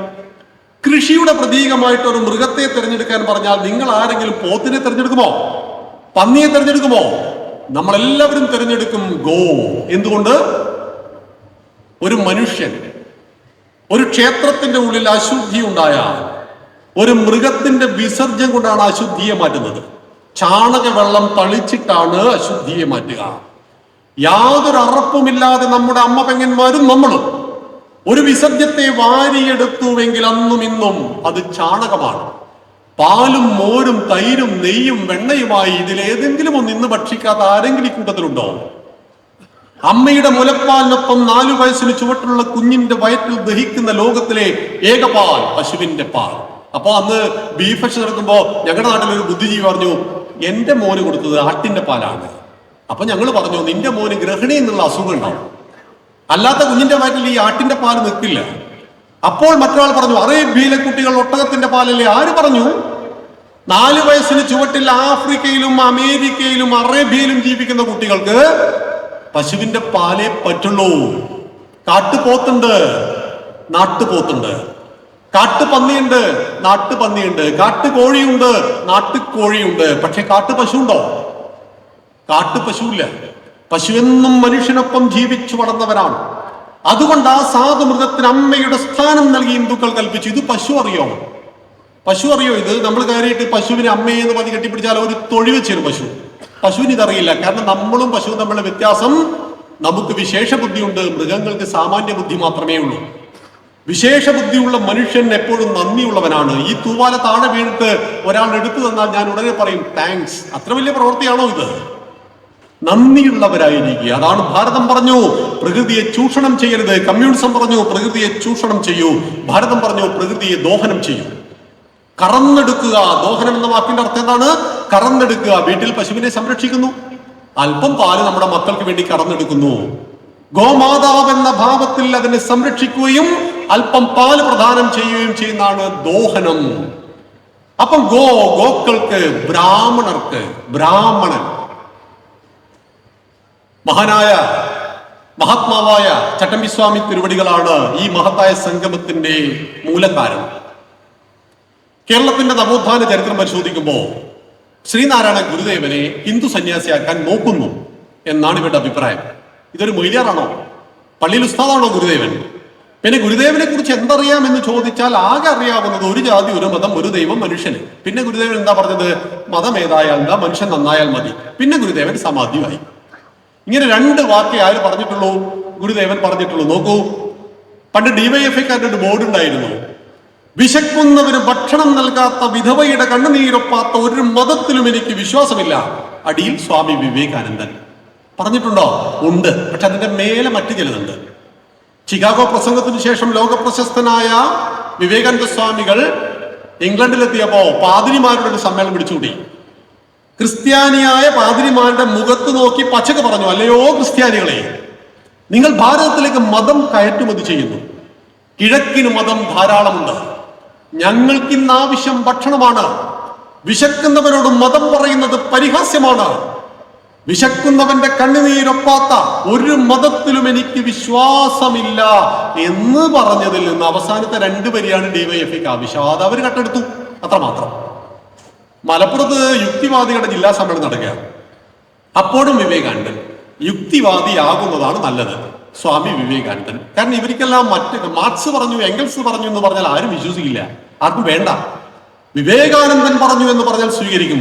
വിവേകാനന്ദ സ്വാമികൾ അങ്ങനെ പറഞ്ഞിട്ടുണ്ടോ? ഉണ്ട്. ഈശ്വരനെ അറിഞ്ഞിട്ടും ഈശ്വര സാക്ഷാത്കാരത്തിന് ശ്രമിക്കാത്തതിലും നല്ലത് യുക്തിവാദിയാകുന്നതാണ് പറഞ്ഞിട്ടുണ്ട്. അവിടുന്നും ഇവിടുന്നും മുറിച്ചെടുത്ത് പറയുന്നതാണ് ഈ സ്വഭാവം എന്നറിയണം. അതുപോലെയാണ് ശ്രീനാരായണ ഗുരുദേവനെ പറയുമ്പോൾ ഗുരുദേവൻ പറഞ്ഞിട്ടുണ്ട്, ഒരു ജാതി ഒരു മതം ഒരു ദൈവം മനുഷ്യൻ. എന്തായി പൂർണ്ണ രൂപം? ഒരു ജാതി ഒരു മതം ഒരു ദൈവം മനുഷ്യന്, ഒരു യോനി ഒരാകാരം ഒരു ഭേദവുമില്ലതിൽ, ഒരു ജാതിയിൽ നിന്നല്ലോ പിറന്നിടുന്നു സന്തതി, നരജാതി അതോർക്കുമ്പോൾ ഒരു ജാതിയിലുള്ളതാ. നിങ്ങൾ ഓർക്കണം. ഓർത്താൽ എന്ന വാക്കിന് വേദാന്തത്തിലെ അർത്ഥം ബുദ്ധിയോടുകൂടി ചിന്തിക്കുക എന്നുള്ളതാണ്. നിങ്ങൾ ഓർത്താൽ ഒരൊറ്റ ജാതിയേ ഉള്ളൂ. ഗുരുദേവൻ പറയും, മനുഷ്യാണ മനുഷ്യത്വം ജാതി ജാതിർഗോത്വം ഗവായത. മനുഷ്യന് മനുഷ്യത്വമാണ് ജാതി, ഗോവിന് ഗോത്വം എന്നതുപോലെ. ആലോചിച്ചു. ഞങ്ങളുടെ കോഴിക്കോട് ശ്രീകണ്ഠേശ്വര ക്ഷേത്രം, തലശ്ശേരിയിൽ ജഗന്നാഥ ക്ഷേത്രം, കണ്ണൂരിൽ സുന്ദരേശ്വര ക്ഷേത്രം, 36 ക്ഷേത്രങ്ങൾ പ്രതിഷ്ഠിച്ചു ഗുരുദേവൻ. ഒരിടത്തും ചന്ദ്രക്കലയും കുരിശും പ്രതിഷ്ഠിച്ചിട്ടില്ല. കണ്ണാടി പ്രതിഷ്ഠിച്ചു എന്ന് ചിലർ പറയും. കണ്ണാടിയാണോ പ്രതിഷ്ഠിച്ചത്? കണ്ണാടിക്ക് മധ്യത്തിൽ ഏകാക്ഷരം ബ്രഹ്മ പ്രണവാകാര പ്രതിഷ്ഠയാണ് നടത്തിയത്. ആ ഗുരുദേവൻ ആരല്ല? അദ്ദേഹത്തിന്റെ കൃതികളിൽ ഒന്നാമത്തെ കൃതിയുടെ പേര് വിനായകാഷ്ടകം എന്നാണ്. വിനായകൻ, ഗണപതിക്ക് അഷ്ടകം എഴുതിക്കൊണ്ടാണ് അദ്ദേഹം തുടങ്ങിയത്. കൃതികൾ തീർന്നില്ല. ഇടക്കാലത്ത് നമ്മുടെ സുനിൽപിയുടെ ബിന്ദുവിനിട്ട് പണി കൊടുക്കുന്ന ആളാണ്. അയാൾ പറയുകയാണ്, ശങ്കരാചാര്യ സ്വാമികളും ഗുരുദേവനും തമ്മിൽ വലിയ അഭിപ്രായ വ്യത്യാസം ഉണ്ടായിരുന്നു. 1000കണക്കിന് വർഷം മുമ്പാണ് ശങ്കരാചാര്യർ, ഗുരുദേവൻ 100 വർഷം മുമ്പുള്ള ചരിത്രമാണ്. എന്താണ് പറഞ്ഞത്? അദ്വൈത വേദാന്തത്തിനെതിരായിരുന്നു ആര്? ഗുരുദേവൻ. അദ്വൈത വേദാന്തത്തിന്റെ കർത്താവാണ് ആര്? ശങ്കരൻ. ശങ്കരനെതിരാണ് ശ്രീനാരായണ ഗുരുദേവൻ എന്ന് പറഞ്ഞു. പക്ഷെ ഗുരുദേവന്റെ ദൈവദശകത്തിൽ പറയുന്ന ഒരൊറ്റ വരിയുണ്ട്, ഏകമേവം അദ്വിതീയം ബ്രഹ്മ എന്നാര് പറഞ്ഞു? ശങ്കരൻ പറഞ്ഞു. ഗുരുദേവൻ പറഞ്ഞു, നീയല്ലോ സൃഷ്ടിയും സൃഷ്ടാവായതും സൃഷ്ടിജാലവും, നീയല്ലോ ദൈവമേ സൃഷ്ടിക്കുള്ള സാമഗ്രിയായതും. സൃഷ്ടിയും സൃഷ്ടാവും സൃഷ്ടിജാലങ്ങളും സൃഷ്ടിക്കുവാൻ ഉപയോഗിച്ച വസ്തുക്കളും ഈശ്വരനാകുന്നു, ഏകമാകുന്നു എന്ന് പറഞ്ഞ ഗുരുദേവനും ശങ്കരനും തമ്മിൽ എന്ത് അഭിപ്രായ വ്യത്യാസം? പക്ഷേ ചട്ടമ്പി സ്വാമികൾ എടുത്ത് അങ്ങനെ ഉദ്ധരിക്കില്ല. അതിനൊരു ചരിത്രമുണ്ട്. ചട്ടമ്പി സ്വാമികളെ ഇവർക്കെല്ലാം വലിയ ഭയമാണ്. എന്തുകൊണ്ടെന്നാൽ ക്രിസ്തുമത ഛേദനം എന്നൊരു പുസ്തകം അദ്ദേഹം എഴുതിയിട്ടുണ്ട്. ഇന്നുവരെ അതിന് മറുപടി കൊടുക്കുവാൻ ആർക്കും കഴിഞ്ഞില്ല. പ്രത്യേകിച്ച് നിങ്ങളുടെ ഈ തിരുവിതാംകൂർ ഭാഗത്ത് വർദ്ധിച്ച മതപരിവർത്തനം വന്നു. വിവേകാനന്ദ സ്വാമികൾ കൊടുങ്ങല്ലൂർ വന്നിറങ്ങി. അപ്പോൾ ഇദ്ദേഹത്തിന്റെ കുതിരവണ്ടി തെളിക്കുന്ന ആള് ഒരു ക്രിസ്ത്യാനി, കഴുത്തിൽ കുരിശൊക്കെ ഉണ്ട്. കുതിരവണ്ടി തെളിച്ചുകൊണ്ടിരിക്കെ ഇയാൾ ശ്രീകൃഷ്ണന്റെ ഭജന പാടാൻ തുടങ്ങി. ഇത് കേട്ടപ്പോൾ വിവേകാനന്ദ സ്വാമികൾ ചോദിച്ചു, എവിടുന്ന് ക്രിസ്ത്യാനി പാട്ട് പഠിച്ചു? എന്റെ പ്രിയപ്പെട്ട സ്വാമിജി, ഞാനൊരു 2 വർഷം വരെ പൊലയനായിരുന്നു. അന്ന് ഈ നമ്പൂതിരിയെ കാണുമ്പോൾ ഞാൻ ഓടി ഒളിക്കണം. തൊട്ടുകൂടാത്തവർ തീണ്ടിക്കൂടാത്തവർ ദൃഷ്ടിയിൽപ്പെട്ടാലും ദോഷമുള്ളവരായിരുന്നു. അങ്ങനെ ഞാൻ മതം മാറി ക്രിസ്ത്യാനി ആയപ്പോൾ നമ്പൂരിയുടെ വീട്ടിലെ കാര്യസ്ഥനാക്കി. അങ്ങനെയാണല്ലോ ഞാൻ അങ്ങേ കൂട്ടാൻ വന്നിരിക്കുന്നത്. തൊട്ടുകൂടാത്തവൻ മതം മാറിയ ദൃഷ്ടിയിൽപ്പെട്ടാലും ദോഷമുള്ളവനായിട്ട് അവനെ മാറ്റി നിർത്തിയവർ അവന്റെ വീട്ടിലെ കാര്യസ്ഥനാക്കുന്നത് കണ്ടപ്പോൾ കേരളം ഒരു ഭ്രാന്താലയമാണ്. സ്വാമിജി പറഞ്ഞു, പരിവർത്തനം വേണം ആചാര്യന്മാരിലൂടെ. പിന്നെ ഒരു നീണ്ട നിര തന്നെ വന്നു. Gurudevan, Chattampi Swami Thiruvadikal, Mahatma Ayyankali, Mannath Padmanabhan, T K Madhavan, Pandit Karuppan, R Shankar, Kumaranasan, Sahodaran Ayyappan, doctor Palpu, എണ്ണിയാൽ ഒടുങ്ങാത്ത ആചാര്യന്മാരും നവോത്ഥാന നായകന്മാരും വന്നിട്ട് ഹിന്ദുവിന്റെ തൊട്ടുകൂടായ്മ തീണ്ടിക്കൂടായ്മ അങ്ങോട്ട് പരിഹരിച്ചു. പിന്നെ എന്തിനാ 2025 പഴയ ചരിത്രം ഇങ്ങനെ പറയുന്നത്? എന്തിനാണ് ഹിന്ദുവിൽ നായർ, നമ്പൂതിരി, ഈഴവൻ, പുലയൻ എന്നിങ്ങനെ പറഞ്ഞുകൊണ്ടിരിക്കുന്നത്? ഹിന്ദുവിൽ ജാതീയതയും തൊട്ടുകൂടായ്മ ഇന്നുണ്ടോ? ഏത് ക്ഷേത്രത്തിലാണ് പുലയനെ പറയനെ കയറ്റാത്തത്? ഞങ്ങളുടെ തൊട്ടടുത്ത വയനാട്ടിൽ 25 ആദിവാസി കുട്ടികളാണ് 6 മാസം കൊണ്ട് അമ്പലത്തിലെ ശാന്തിക്കാരായിട്ട് മാറാൻ പോകുന്നത്. ആലുവയിലെ തന്ത്രവിദ്യാപീഠത്തിൽ ഏത് സമുദായത്തിൽപ്പെട്ടവനും തന്ത്രവിദ്യ പഠിക്കുവാനുള്ള സ്വാതന്ത്ര്യമുണ്ട്. മാധവജി 50 കൊല്ലം മുമ്പ് സ്ഥാപിച്ചതാ. പിന്നെ എന്തിനാണ് ഇപ്പോഴും പാർട്ടി സെക്രട്ടറിമാരും നേതാക്കന്മാരും പഴയ ജാതീയത പറയുന്നത്? അന്ന് അമേരിക്കയിൽ അടിമ കച്ചവടം ഉണ്ടായിരുന്നു, അന്ന് അറേബ്യയിൽ അടിമ കച്ചവടം ഉണ്ടായിരുന്നില്ലേ? സിറിയൻ തെരുവോരങ്ങളിൽ യസീദി പെൺകുട്ടികളെ ഇസ്ലാമിക തീവ്രവാദികൾ 10 വർഷം മുമ്പ് വരെ ചങ്ങലക്കിട്ട് വിറ്റിരുന്നു. അമേരിക്കയിൽ അടിമ കച്ചവടം നിരോധിച്ചത് എബ്രഹാം ലിങ്കനാണ്. എത്ര പേർ മരിച്ചു? അമേരിക്കയിൽ മനുഷ്യന്റെ കഴുത്തിൽ കയറിട്ട് തെരുവോരങ്ങളിൽ വലിച്ചിഴച്ച വിറ്റ ചരിത്രം പറയുവാൻ അമേരിക്കക്കും അറേബ്യക്കും. എല്ലാവരെയും പീഡിപ്പിച്ചിട്ടുണ്ട്. നമ്പൂതിരി സമൂഹം നായർ സമൂഹത്തെ പീഡിപ്പിച്ചു, നായർ സമൂഹം ഈഴവന്മാരെ പീഡിപ്പിച്ചു, ഈഴവന്മാർ പുലയന്മാരെ പീഡിപ്പിച്ചു, പുലയൻ പറയനെയും പീഡിപ്പിച്ചു. നമ്മൾ പറയാറുണ്ട്, പുല്ല് പുൽച്ചാടി നിന്നു, പുൽച്ചാടിയെ തവള നിന്നു, തവളയെ പാമ്പ് നിന്നു, പാമ്പിനെ കീരി നിന്നു എന്ന് പറയാറില്ലേ? എല്ലാവരും പരസ്പരം പീഡിപ്പിച്ചുകൊണ്ട് പവിത്രമായി ഈ ധർമ്മം ഒരുപാട് മൂല്യശോഷണങ്ങൾ നേരിട്ടു. നമ്മൾ കേട്ടിട്ടില്ലേ? ആമരമീ മരമെന്നോതി അമരത നേടിയ വനവേടൻ കടത്തുകാരനെ കെട്ടിപ്പുണരും കാനനഗാമി ഭൂപാലൻ അരയത്തി പെൺ പെറ്റ മകൻ വേദം 4 പകുത്തവൻ പറച്ചി പെറ്റൊരു പന്തിരുകുലവും തോൾ ചേർന്നമരും നാടാണേ. പറച്ചി പെറ്റ പന്തിരുകുലം. ഒന്നാമത്തവൻ അഗ്നിഹോത്രി. നാരായണത്ത് ഭ്രാന്തൻ എന്ന കഥ കേട്ടില്ലേ? ചാത്തമൂട്ടാനൊത്തു ചേരുമാറുണ്ടെങ്ങൾ ചേട്ടന്റെ ഇല്ലപ്പറമ്പിൽ. അഗ്നിഹോത്രിയുടെ ഇല്ലപ്പറമ്പിൽ ഞങ്ങൾ ചാത്തന്റെ ഊട്ട് നടത്തുവാൻ വേണ്ടി ഒന്നു ചേരും. ആരൊക്കെയാ? ചാത്തനും പാണനും പാക്കനാരും പെരുന്തച്ഛനും നായരും വള്ളുവോനും ഉപ്പുകൊറ്റനും രജകനും കാരക്കലമ്മയും കാഴ്ചയ്ക്കു വേണ്ടി ഞാനും, വെറും കാഴ്ചയ്ക്കു വേണ്ടി ഞാനും. നാരായണ ഭ്രാന്തം പറയുകയാണ്, വരരുചിയുടെ 12 മക്കളെ പരിശോധിക്കുമ്പോൾ നായര്, ഉപ്പുകൊറ്റൻ, രജകൻ, വള്ളുവൻ എല്ലാവരും അതിൽ ഉണ്ടായിരുന്നു എന്നറിയണം. കൃഷ്ണദ്വൈപായനൻ പരാശര മഹർഷിക്ക് സത്യവതിലുണ്ടായ മകൻ. അനാദിയായ ശ്രുതി എന്ന് വിളിച്ച വേദത്തെ, അറിവിന്റെ സഞ്ചയത്തെ, ഋഗ്വേദം, യജുർവേദം, സാമവേദം, അഥർവവേദം എന്നിങ്ങനെ 4ആയിട്ട് വ്യസിച്ചു. അതോടുകൂടി കൃഷ്ണദ്വൈപായന്റെ പേര് മാറി. വ്യാസോച്ഛിഷ്ടം ജഗൽ സർവം, വേദവ്യാസനായി മാറി അദ്ദേഹം. ആ വേദവ്യാസന്റെ ജാതി നോക്കിയാൽ, നിങ്ങൾ ജാതി നോക്കുന്നവരാണല്ലോ, നിങ്ങളല്ല, നമുക്ക് പുറത്തുള്ളവർ, ഹിന്ദുവിനെ തമ്മിലടിപ്പിക്കാൻ നോക്കുന്നവർ, മുട്ടനാടുകളെ തമ്മിലടിപ്പിച്ച് ചോര കുടിച്ച ചെന്നായുടെ ചരിത്രത്തെ മറന്നു പോകരുതെന്ന് മാത്രം. ആ ഹിന്ദുവിനെ തമ്മിലടിപ്പിക്കുവാൻ നോക്കുന്നവർ ജാതി ചോദിച്ചാൽ ഞങ്ങളുടെ അടിസ്ഥാന ഗ്രന്ഥമായ വേദം പകുത്തതൊരു മുക്കുവനായിരുന്നു. ആരാണ് വാൽമീകി? കഥ കേട്ടിട്ടുണ്ട് നമ്മൾ. രത്നാകരൻ എന്ന കാട്ടാളൻ, ഇന്നത്തെ ഭാഷയിൽ പറഞ്ഞാൽ ആദിവാസി, നമ്മൾ പറയും വനവാസി സഹോദരങ്ങൾ. രത്നാകരൻ വാൽമീകിയായി മാറി. ഇനി ഗുരുവായൂരപ്പന്റെ ജാതി ഏതാ? OBC അല്ലേ ഗുരുവായൂരപ്പൻ? യാദവ കുലവംശജൻ. ലാലു പ്രസാദ് യാദവ്, മുലായം സിംഗ് യാദവ് എന്നൊക്കെ കേട്ടിട്ടില്ലേ? ഭഗവാന്റെ ജാതി പറയാൻ വേണ്ടിയിട്ടല്ല. നിങ്ങൾ പറയുന്നു ഹിന്ദു ഇല്ല, ജാതി മാത്രമേ ഉള്ളൂ. ഹിന്ദു ഉണ്ട്, ജാതി രണ്ടാമതാണ്, സമുദായമാണ്. ഇപ്പൊ ഹിന്ദുക്കള് കല്യാണം കഴിക്കുമ്പോഴേ സമുദായം നോക്കാറുണ്ട്. ഹിന്ദുവിന് ഐക്യമില്ല എന്നൊരിക്കലും നമ്മൾ പറയരുത്. നമ്മളെപ്പോലെ ഐക്യമുള്ള ഒരു ജനത ഇവിടെയില്ല. പുലയനും പറയനും നായരും നമ്പൂതിരിയുമായിരിക്കാം, പക്ഷേ ശബരിമലക്ക് പോകാൻ 41 ദിവസം വ്രതം എല്ലാവർക്കും ഒരുപോലെ ബാധകമാണ്.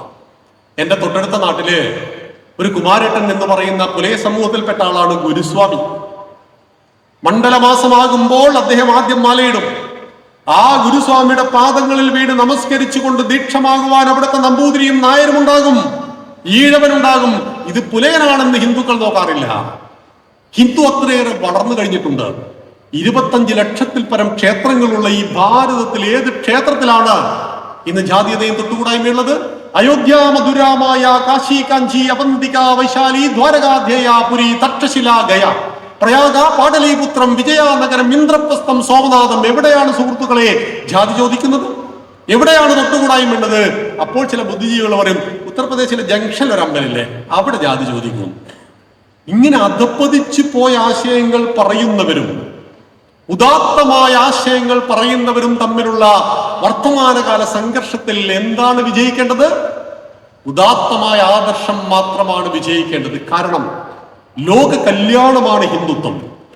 പക്ഷേ വി ഡി സവർക്കർ പറയുകയുണ്ടായി, സദ്ഗുണ വൈകൃതികൾ കൂടിയാണ് ഹിന്ദുക്കൾ. ഗുണമങ്ങ് കൂടി കൂടി കൂടി അതങ്ങ് വൈകൃതമായി പോയി. എന്റെ ഗ്രാമത്തിൽ 500 വോട്ടിന്റെ ഭൂരിപക്ഷത്തിൽ മുസ്ലിം ലീഗിന്റെ സ്ഥാനാർത്ഥി ജയിക്കുന്ന ഒരു വാർഡിൽ നിന്നാണ് ഞാൻ വരുന്നത്. 30% ഹിന്ദുക്കളും 70% മുസ്ലിങ്ങളാണ് താമസിക്കുന്നത്. വളരെ കാമൻ ക്വയറ്റായിട്ടുള്ള ജീവിതമാണ് ഞങ്ങൾ നയിക്കുന്നത്. ഒരു പ്രശ്നങ്ങളൊന്നുമില്ല. പക്ഷെ ഒരൊറ്റ ക്രിസ്ത്യാനി എന്റെ നാട്ടിലില്ല. എന്നാൽ ക്രിസ്മസ് ആകുന്നതിന്റെ 10 ദിവസം, ഒരു മാസം മുമ്പ് ഞങ്ങളുടെ നാട്ടിലെ ഹിന്ദു വീടുകളിൽ ഒരു നല്ല ശതമാനത്തിലും നക്ഷത്രം തൂക്കും, പുൽക്കൂടുണ്ടാക്കും. ഈ നക്ഷത്രം നമ്മൾ പൈസ കൊടുത്ത് വാങ്ങണം. അതിന്റെ കരണ്ടിന്റെ പൈസയും നമ്മൾ തന്നെ കൊടുക്കണം. യേശുവിനെ യേശുദേവൻ എന്ന് വിളിക്കാൻ ഹിന്ദുവിനറിയാം. എല്ലാവരെയും ആദരിക്കുവാനും സ്നേഹിക്കുവാനും ബഹുമാനിക്കുവാനും ഹിന്ദുവിനറിയാം. പിന്നെ എങ്ങനെയാ പാകിസ്ഥാൻ ഉണ്ടായത്? എങ്ങനെ പാകിസ്ഥാൻ ഉണ്ടായി? 940 കാലഘട്ടത്തിൽ 30 കാലഘട്ടത്തിൽ ജിന്നയും അലി സഹോദരന്മാരൊക്കെ പറഞ്ഞല്ലോ, ഭൂരിപക്ഷം ഹിന്ദുക്കൾ ജീവിക്കുന്ന ഭാരതം എന്ന രാജ്യത്തിൽ അള്ളാഹുവിന്റെ ഖുർആനിൽ പറയും പോലെ ഞങ്ങൾക്ക് ജീവിക്കാൻ സാധ്യമല്ല. അതുകൊണ്ട് ഭാരതത്തെ വെട്ടിമുറിച്ച് ഇസ്ലാമിന് ഒരു ഇസ്ലാമിക രാഷ്ട്രം വേണമെന്ന് പറഞ്ഞപ്പോൾ മഹാത്മാഗാന്ധി പറഞ്ഞു, എന്നെ വെട്ടിമുറിച്ചതിന് ശേഷം മാത്രമേ ഭാരതത്തെ വെട്ടിമുറിക്കുവാൻ ഞാൻ അനുവദിക്കൂ എന്ന്. നെഹ്റുജി പറഞ്ഞു, ലീഗ് ഒരു ചത്ത കുതിരയാണ്, വിഭജനം ജിന്നയുടെ ദിവാസ്വപ്നം മാത്രമാണെന്ന്. പക്ഷേ നിർഭാഗ്യവശാൽ ഇവർ രണ്ടുപേരുടെയും കൺമുന്നിൽ വെച്ച് ഭാരതമാതാവ് വെട്ടിമുറിക്കപ്പെട്ടല്ലോ. ഒരു കയ്യിൽ ഭഗവത്ഗീതയും മറുകയിൽ തുളസിമാലയുമായിട്ട് 920 കാലഘട്ടത്തിൽ ഭാരതത്തിലേക്ക് ഇറങ്ങി വന്ന മഹാത്മാഗാന്ധിയെ ഭാരതത്തിന് പരിചയമുണ്ടായിരുന്നില്ല. ലാലാ ലജ്പത് റായിയും ഗോപാലകൃഷ്ണ ഗോഖലെയും ബാലഗംഗാധര തിലകനും ഒഴിച്ചിട്ട സ്വരാജ്യം എന്റെ ജന്മാവകാശമാണെന്ന വിപ്ലവത്തിന്റെ മണ്ണിലേക്ക് സ്വാതന്ത്ര്യത്തിന്റെ അഭിനിവേശവുമായിട്ട് മഹാത്മാഗാന്ധി ഇറങ്ങിയപ്പോൾ എല്ലാവരും ചോദിച്ചു, അങ്ങെവിടെയാണ്? അപ്പോൾ ഞാൻ ദക്ഷിണാഫ്രിക്കയിലായിരുന്നു എന്ന് അദ്ദേഹം പറഞ്ഞു.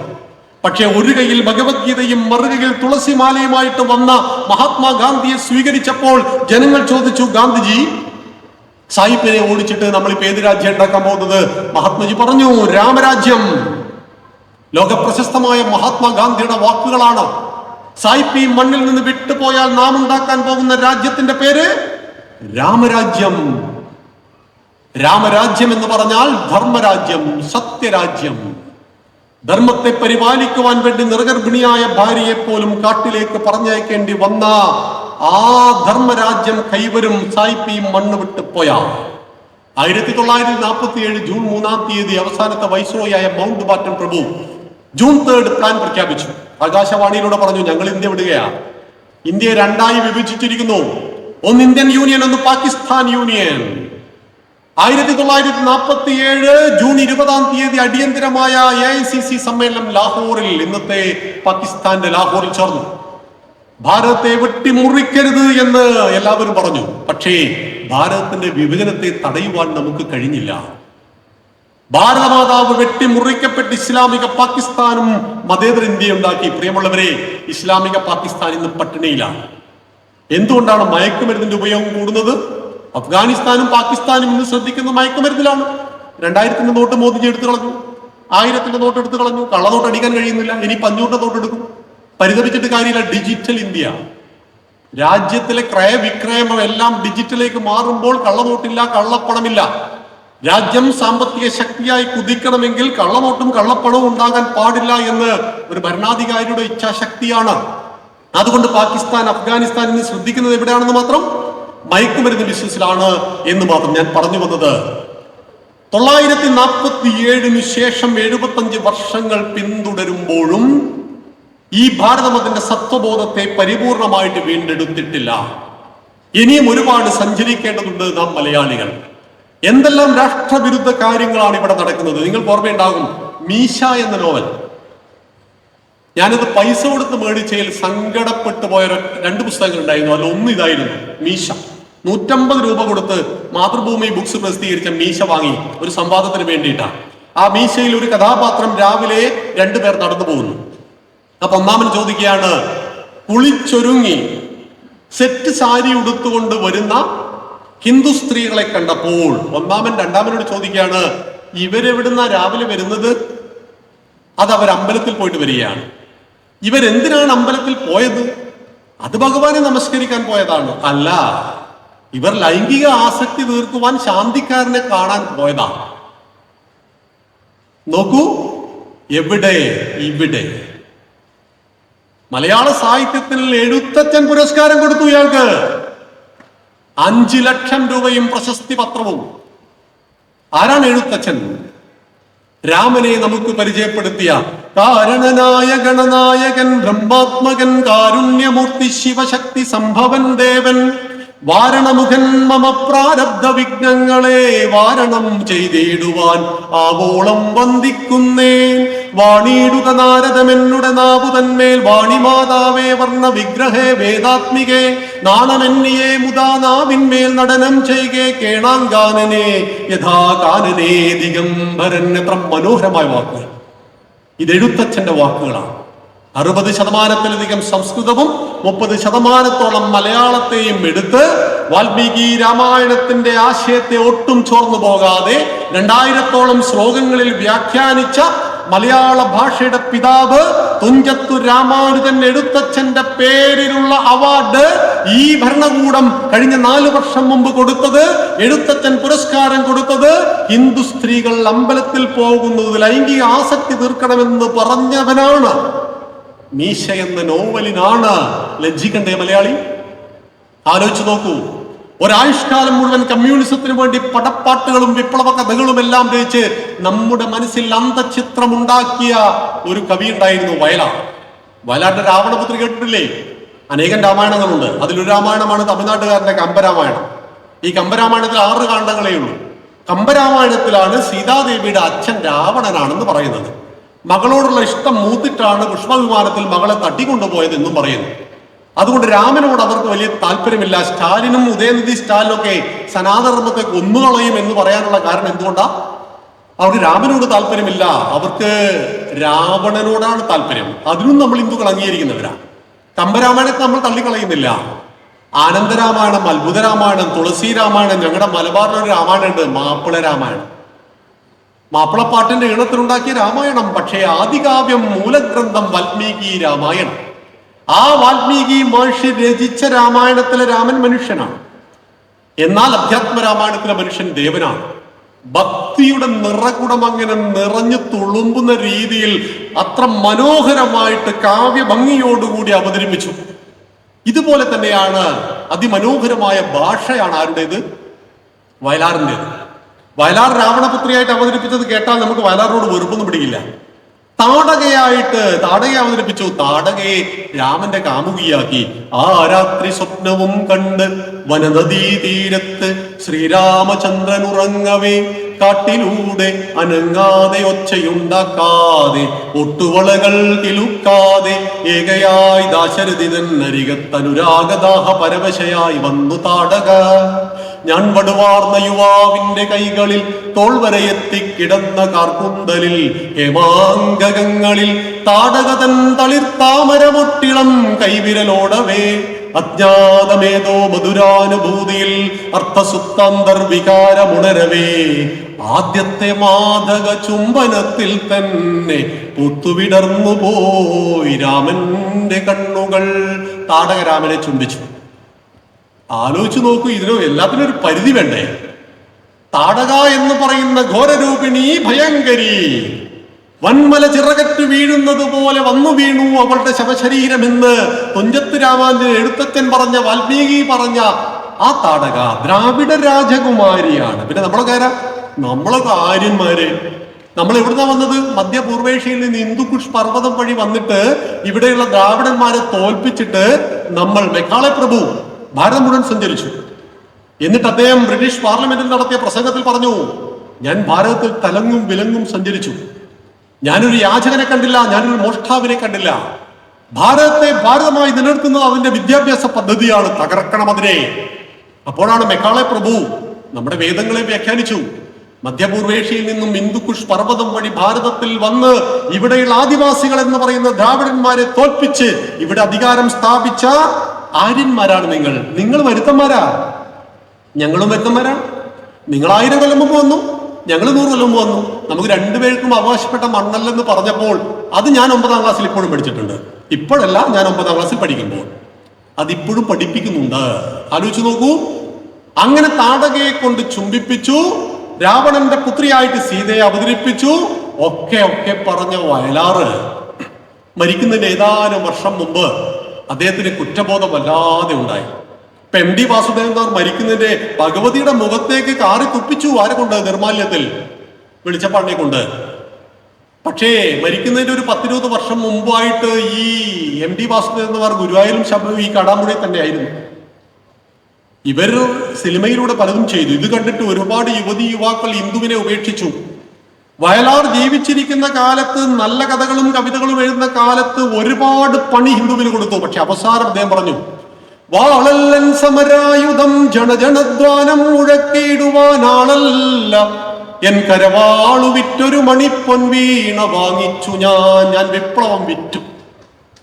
വാളല്ലൻ സമരായുധം ജനജനദ്വാനം മുഴക്കിയിടുവാൻ ആളല്ല, എന്റെ കരവാള് വിറ്റിട്ട് ഞാൻ സരസ്വതി ദേവിയുടെ കയ്യിൽ കിടക്കുന്ന ഒരു പൊൻവീണ വാങ്ങിച്ചു. എന്നിട്ട് അദ്ദേഹം പറയുകയാണ്, ആരണ്യാന്തരകരോദര തപസ്ഥാനങ്ങളിൽ സൈന്ധവോധാര ശ്യാമ മനോഭിരാമ പുളിനോപാന്ത പ്രദേശങ്ങളിൽ ആരന്തർമുഖം ഈ പ്രപഞ്ച പരിണാമോദ്ഭിന്ന സർഗക്രിയാസാരം തേടിയലഞ്ഞു പണ്ട് അവരിലെ ചൈതന്യമെൻ ദർശനം.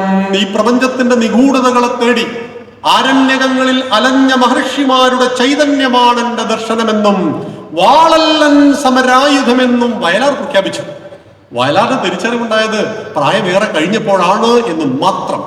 അങ്ങനെ KPACയും വയലാറും MDയും മുകുന്ദനും എല്ലാവരും ചേർന്ന് ഈ മണ്ണിന്റെ ധർമ്മത്തെ, ഈ മണ്ണിന്റെ സംസ്കാരത്തെ, ഈ മണ്ണിന്റെ ഇതിഹാസങ്ങളെല്ലാം വക്രീകരിച്ചു. 2ാം ഊഴം എഴുതി MD.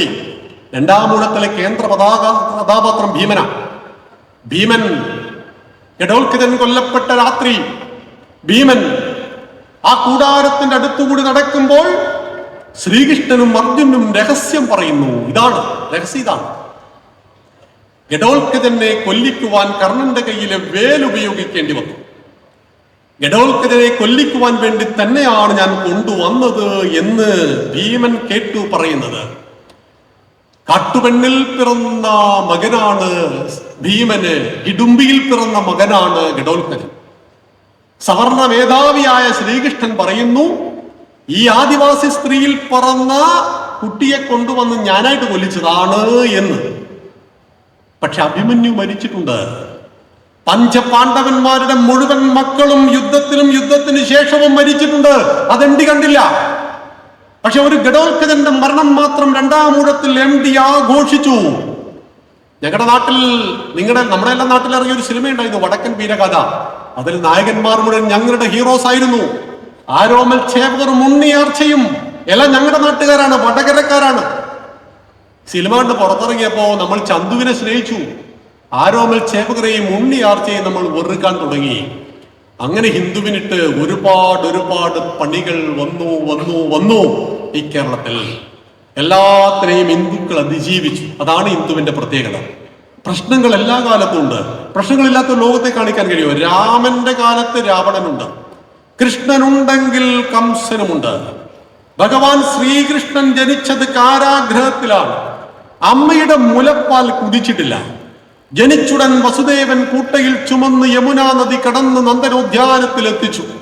യശോദ പ്രസവിച്ച കുഞ്ഞിനെ ഇങ്ങോട്ടെടുത്തു, ഇക്കുഞ്ഞിനെ അവിടെ വെച്ചു. 6 മാസം പ്രായമുള്ള ഭഗവാനെ മുല കൊടുത്തു കൊല്ലുവാൻ വേണ്ടി ഒരുത്തി വന്നു, പൂതന.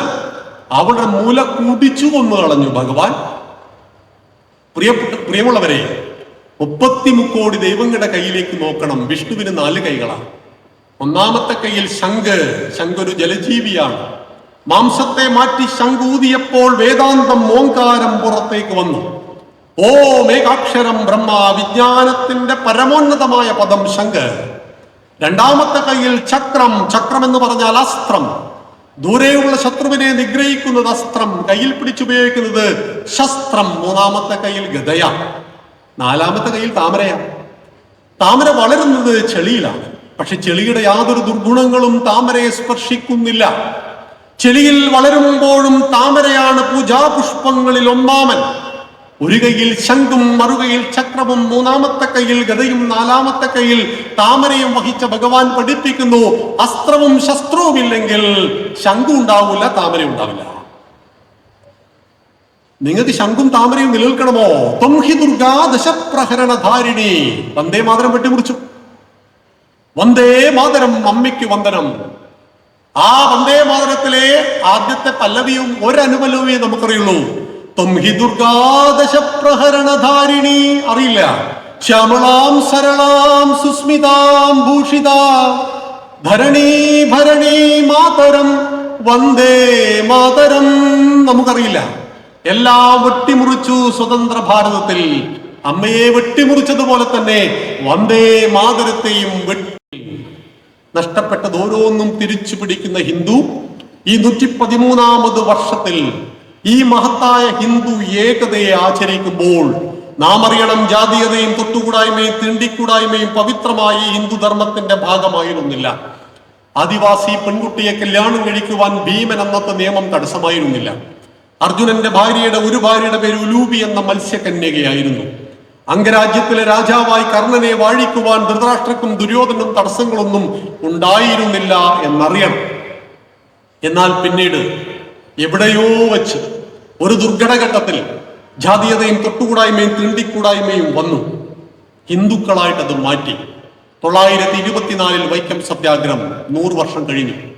931 ഗുരുവായൂർ സത്യാഗ്രഹം, 936 തിരുവിതാംകൂർ മഹാരാജാവ് ശ്രീ ചിത്ര തിരുനാൾ ബാലരാമവർമ്മ തിരുവിതാംകൂർ ദേശത്തിലെ സകല ക്ഷേത്രങ്ങളും സകല ഹിന്ദുക്കൾക്കും തുറന്നുകൊടുത്ത ക്ഷേത്രപ്രവേശന വിളംബരത്തെ ചുറ്റിപ്പറ്റി 42 കൊച്ചിയിലും അങ്ങോട്ട് മലബാറിലുമെല്ലാം ക്ഷേത്രപ്രവേശന വിളംബരങ്ങൾ നടന്നു. അതായത് ഹിന്ദുക്കളെ കുറിച്ച് അന്ന് പാട്ടുപാടി.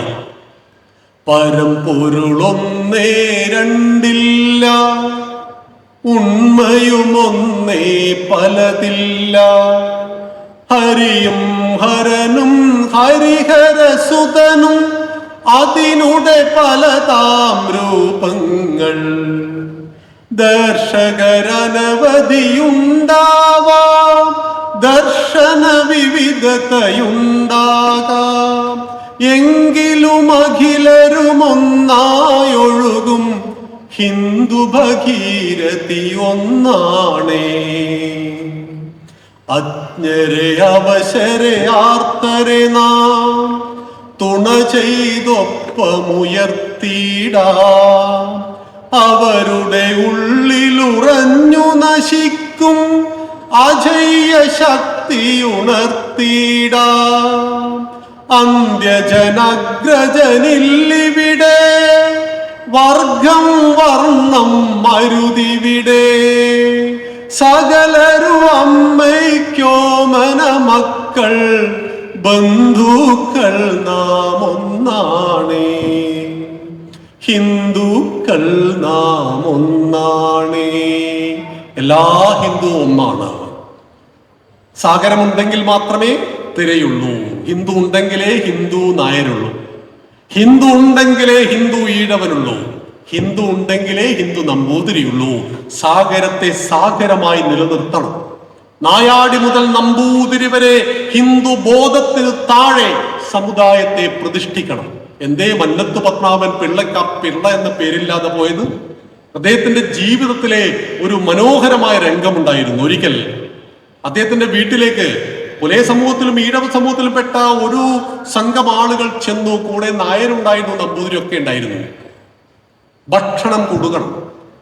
ഉമ്മറപ്പടിയിലേക്ക് കയറ്റി വെച്ച് കോലായിലിരുന്ന് ഭക്ഷണം കൊടുക്കണം. ആര് കൊടുക്കും?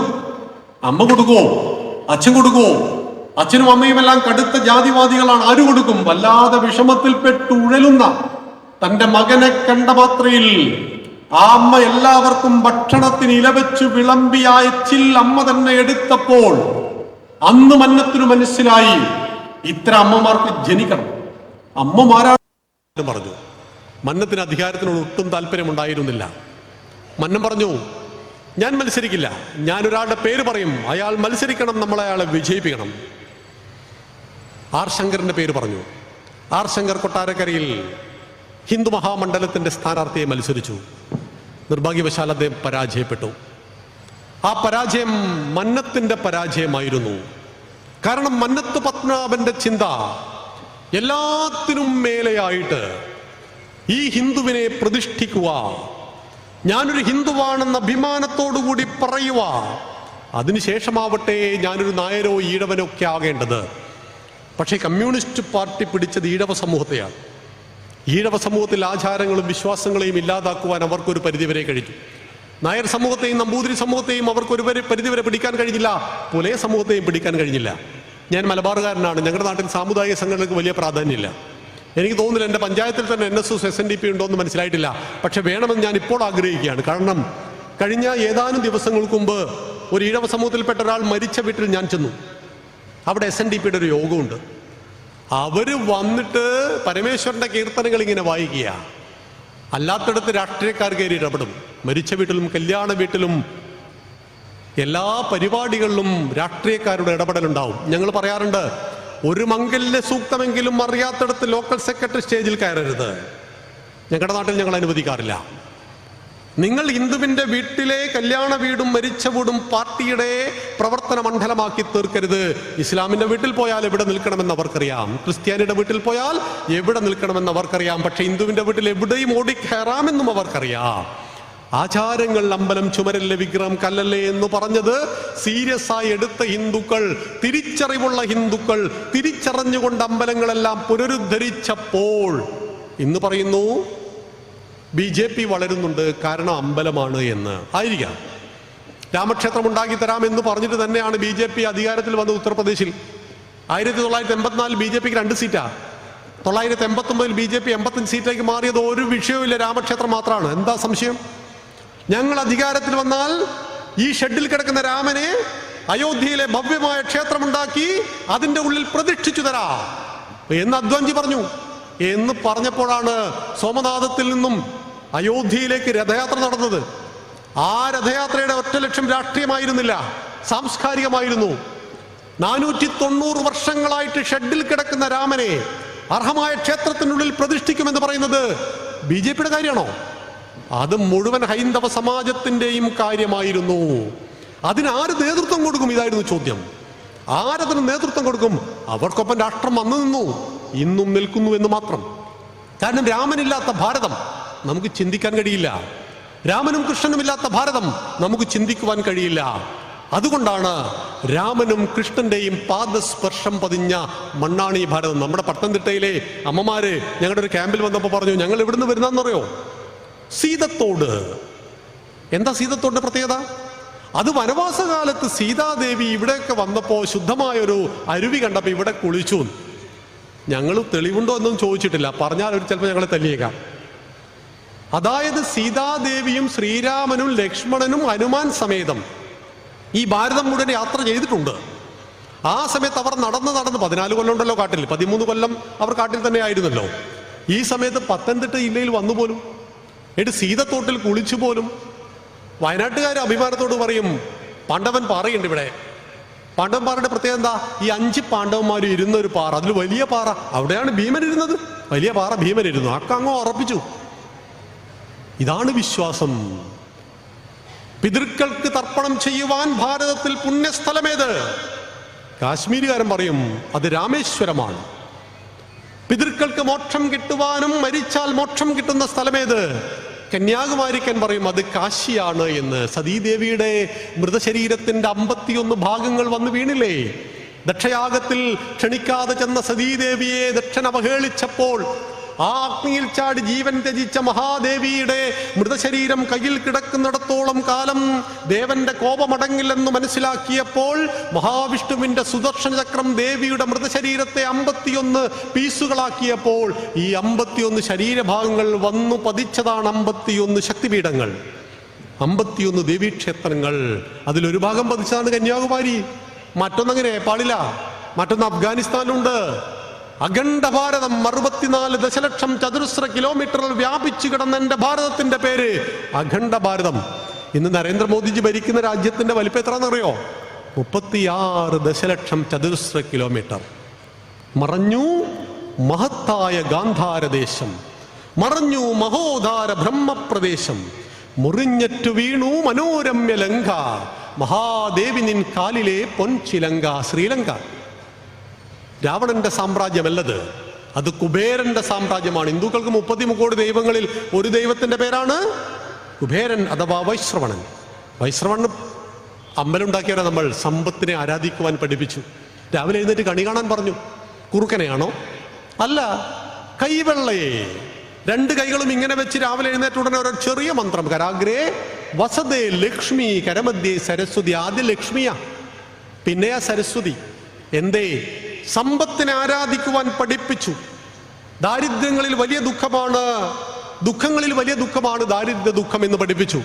സമ്പത്തിനെ ആരാധിക്കണം. അതുകൊണ്ട് സ്വന്തമായിട്ട് വിമാനമുണ്ടായിരുന്ന ആളുടെ പേരാണ് കുബേരൻ. കുബേരന്റെ വിമാനത്തിന്റെ പേരാണ് പുഷ്പക വിമാനം.